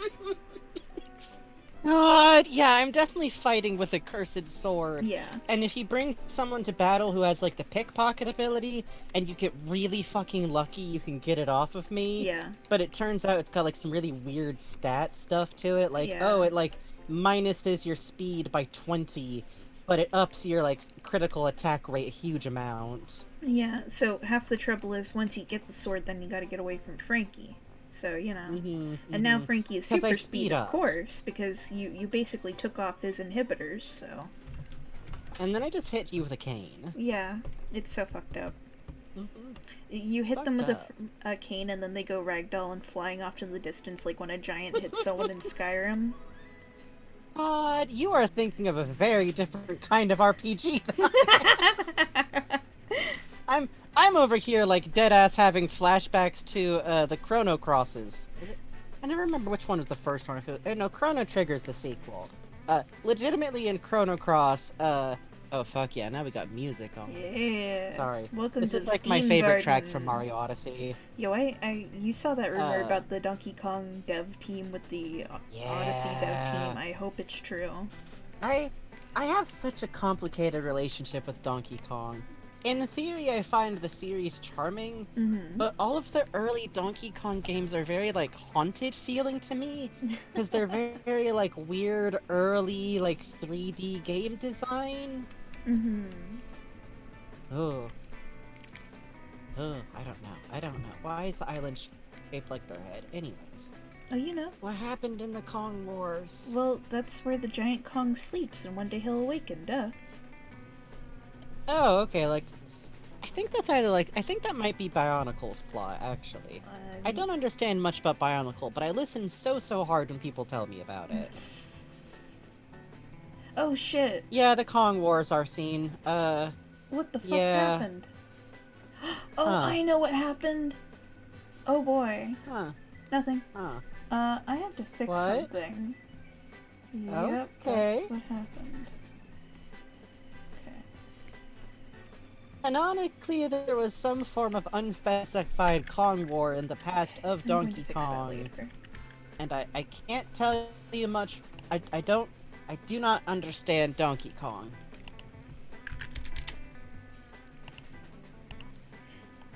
Hang on, I thought that was my glasses. I'm sorry. Let me fix something real quick. It was not my glasses, actually, as it turns out. Uh-huh. Okay.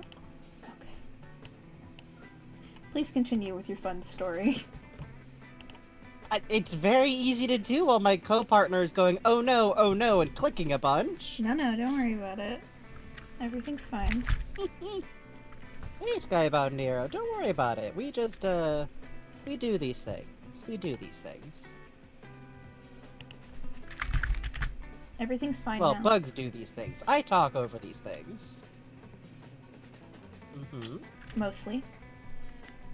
Mm-hmm. Oh. Good night, Rule Beans. We're gonna be closing up in about, like, 10 minutes, honestly. Okay, Ugh, disaster I hope that averted. Smoke smell I smell is... Wait. Yay! Smoke smell? I sure hope that's just the dumbasses who light off fireworks. Oh yeah. Disaster averted. All line work is... God damn it, hang on. Once more.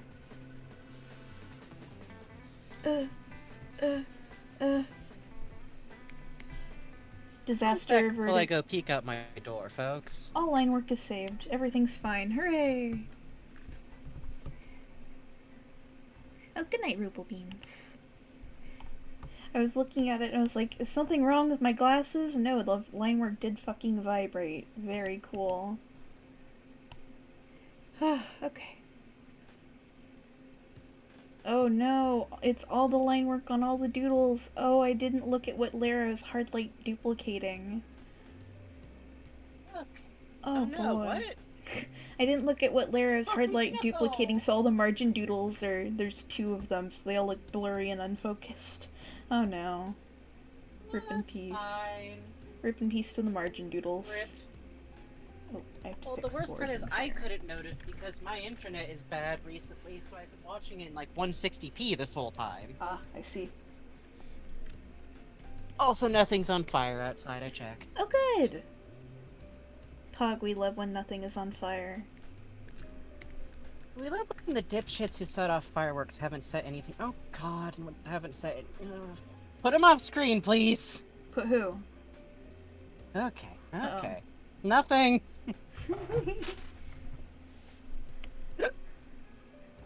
Haha. Oh, why are fireworks Why are fireworks happening? happening? Because dipshits have fireworks. Yep. All the time, always. I don't know. Welcome to California, as of the last 4 years. Okay, I'm gonna skip to this one that I think is very fun. And Yeah! Go for it. and this will be great for seeing how long it takes for Frankie to figure out what's happening. Oh god. Well, let's find out. No, not even gender reveal fireworks. Let me be clear. Just fireworks. Fireworks at any random fucking day. Oh wait! Wrong one. Hmm?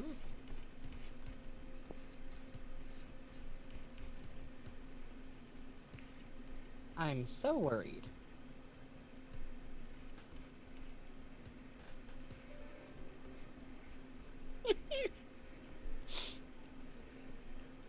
Okay, people in chat go swamp shape is very funny to me.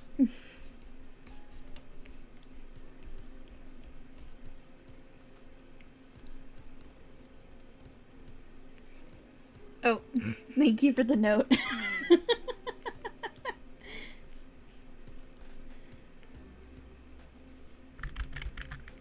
Punk Cherry, we have recently gotten very into a very cool roguelike game called Going Under, which is a very fun, basically it's a roguelike game that controls a little bit more like the combat in Breath of the Wild. It has extremely granular difficulty settings you can mess with, the dungeons are all very short, and it's about a young unpaid intern who is joining a company that is basically LaCroix meets Soylent, who discovers that her actual job, instead of the marketing internship she thought she was taking, is instead to plunge the depths of other failed startups which have become monster turned into dungeon places, basically. It's very fun, it's very colorful, we love it a whole lot. It's got actual gay characters who mention that they are gay explicitly in the text. It's colorful, it's light, and as someone who really enjoys playing roguelikes in general, I consider it one of the most, like, rewarding, well-designed examples of the genre that I've seen for a long time. We have also been playing it on stream, on and off, and I highly recommend Holotones on Twitch, who has been playing through Going Under. It's very good. Oh no, what are you drawing? You guys are popping off I'm about clicking, this. I'm loading.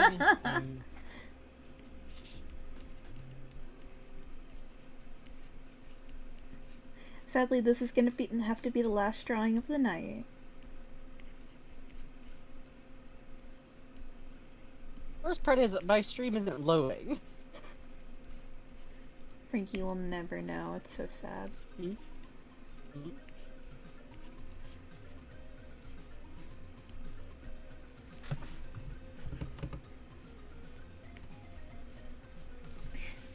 So something I really like about Going Under is someone on the Spider's I'm resource staring at my Wi-Fi.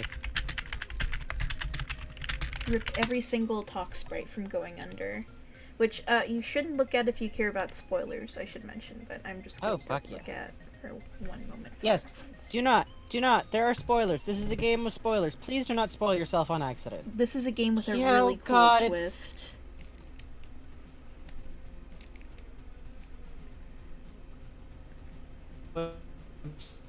Am I gonna grab the swamp sprite? Yeah, hang on. Actually, hang on. Let me do something with that. Hang on. Oh shit. Hey, lovely artist 922, thank you for the follow. Thank you for the follow. Here, hang on. I'm gonna do something with the... Oh no! Mm-hmm. Okay, hang on. Mm-hmm. Don't worry about this.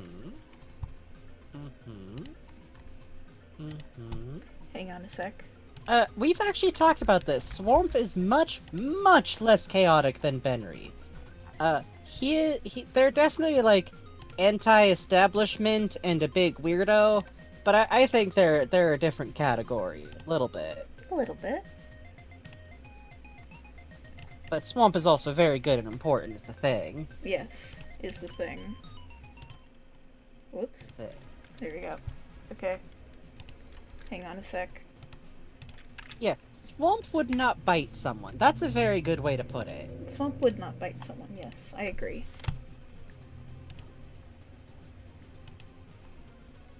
God, I love this. Still says go for a perfect, by the way. Everyone welcome our special guest on the stream. Wow. Hang on. Wow. Yeah, Wait. I can't believe he made it. Yay, wow, he made it. Oh my god.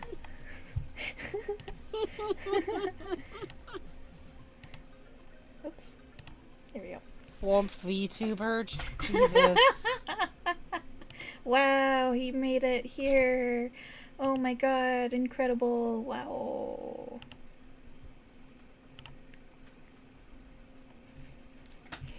Famous celebrity Swamp Going Under. Yeah, that's his first and last name. You got it. God. Everyone, my husband is here. No, alright. Bug says these things exclusively to roast themselves unnecessarily. And what of it? And what of it? I mean, I guess I can't stop you.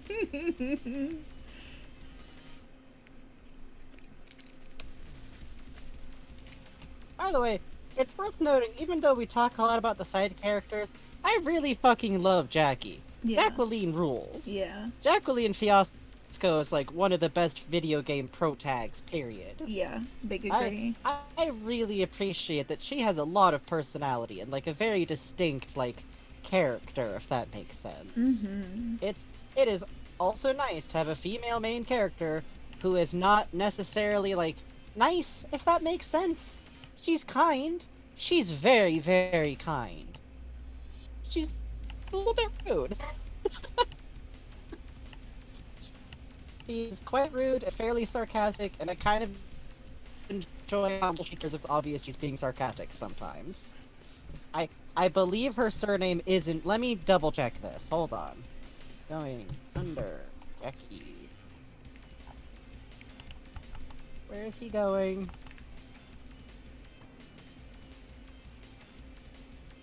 Yep, her name is Jackie Fiasco, aka Jacqueline Fiasco. Don't actually know if her full name is Jacqueline, but people certainly assume it is. I think it's a good name.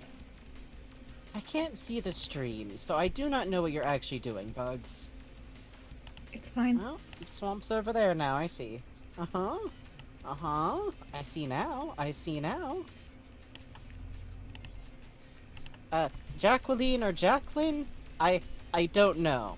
The way that Fern has it written out makes me assume it's Jacqueline, the way Fern says it. But it's entirely possible Jackie is literally just Jackie. Anyways, we decided she's trans because no one can stop us. Mm-hmm. Mm-hmm.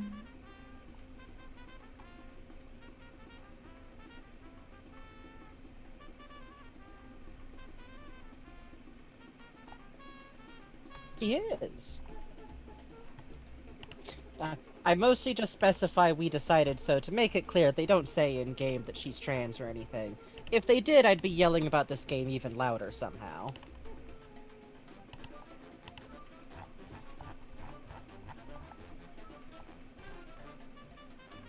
Yeah, I feel the same way about this song. Just kind of a bop.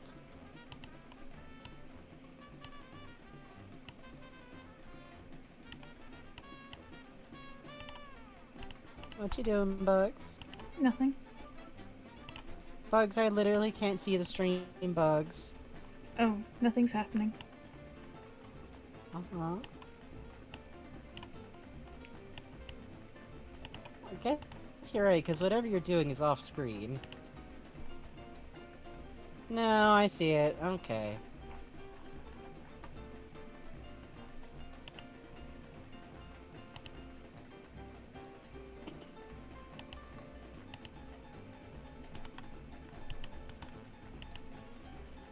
Hey, Bugs. Yeah. Let's wrap up the show, Bugs. Okay. Let me check fan art and see if there's anything in there tonight. Yeah, There I think that would be is. fun. I think we should Hold do that. hold up, I see chat yelling. No, no, no. I'm clicking play on the stream, I'm clicking play on the- what? Hmm?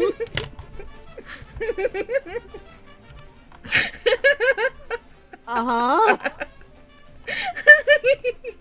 Why are people saying more shoe bugs? I don't know. I don't Uh-huh. know. I simply don't know. It's very odd to me that people would do this. There's a lot of more shoe in chat. That's weird. That's so weird. I don't know why they would do that. This is like they're tormenting like a dog by holding up a picture. You are little, you are my friend. You're little.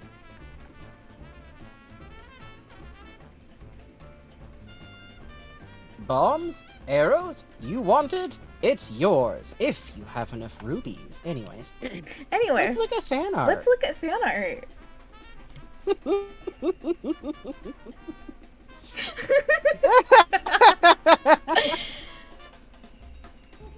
Let's see. Yeah! Huh? What? Hey, What? Bloom, I think you captured a certain something here. Alright, let's see. Are you not looking at fan art? Have you been showing people more shoe instead of fan art? No. I would love to look at fan art. I'm just trying to get it to pull up on my computer. No, that's fair. I'm just teasing you. Let's see. Nope. Tell you what, we're gonna look at this Thank on you, display Punk mode. Cherries. Uh-huh. Ruby Bloom, this is adorable. Thank you. This is super cute. The expression here. I really love.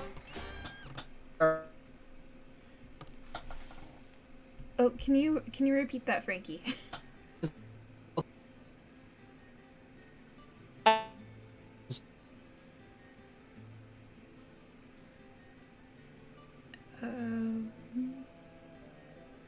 One sec. Uh-oh. There we go. We can hear you now. So what were you gonna say? Okay. I just love the the lower pair of hands that are just like rubbing together Oh, is very cute and yes. very much the right energy. That's extremely fucking good. Thank you. And I love just The it's so expression the work is very expression is good. very solid. Thank you. Oh, Alex Sari. Thank you, Oh, Random Zero Christ. Zero Factor. Thank you. Thank Thank you. you. And thank you, Luxury. This is beautiful. I, I love every single drawing of Bug. Thank you. This is I love every beautiful. single drawing in here, really. Oh, Cuppy Oh, Dog it sure is a fucking City. funny number. Hey! Christ! Yes, in the coming year, we will get sued by Aggro Crab. Hooray! Hold on a sec. It's me, Gordon, Borny from Black Mesa. Well, everyone. Thank you so much, Thank you, Cuppy Dog City. Also, Cuppy. please do rest up your wrist. I love seeing your doodles every single stream, but your hands are very important. Yes. Yes. But I love these. God. Alright. Thank you, thank you, thank you, Well, everyone. everybody, thank you all so much for coming by. Please do come by tomorrow when we do the guest stream. We will undoubtedly be like tweeting out. We will put it in stream announcements in the Discord, which, as always, is the best way to learn about our new streams before they happen, when we're doing them. See fan art, put your pets up. And as literally always, thank you all so goddamn much for being here. What are you doing, Bugs? What? So where do you think we should send these guys? We should be you guys should be tuning in at 2 Pacific time, 5 p.m. Eastern time. This will be at the Goof Cat on Twitch. Okay? Yeah. We'll see you then. We'll see you there. Where should we send folk? Do you want to see Shrimps? Is anybody streaming who has about the same size audience as us? There's Ducks. And totally understandable, random double zero factor. Let's see. There's still the sumo tournament. We got Shrimps. It looks like the sumo tournament is on. the goat chick has new sextuplet goats. They got one vote for Shrimps.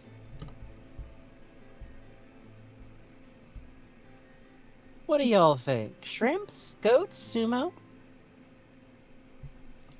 Yeah, this is kind of a jam song-wise. It is, honestly. Shrimp? I can't fucking think when it's playing. Shrimp? Shrimp? Shrimple? Okay, I'm gonna send Shrimple? y'all the shrimps then. Please enjoy shrimps. Thank you. And Punk Cherry, thank you for the recommendations. We'll probably check out Kimi Spice ahead of time if she's an 18+ stream. But thank you, we do like to send folks people's way. Go have fun, look at the shrimps. As always, thank you all so much for coming. Thank you for watching. Thank you for watching on VOD. Thank you for being here live.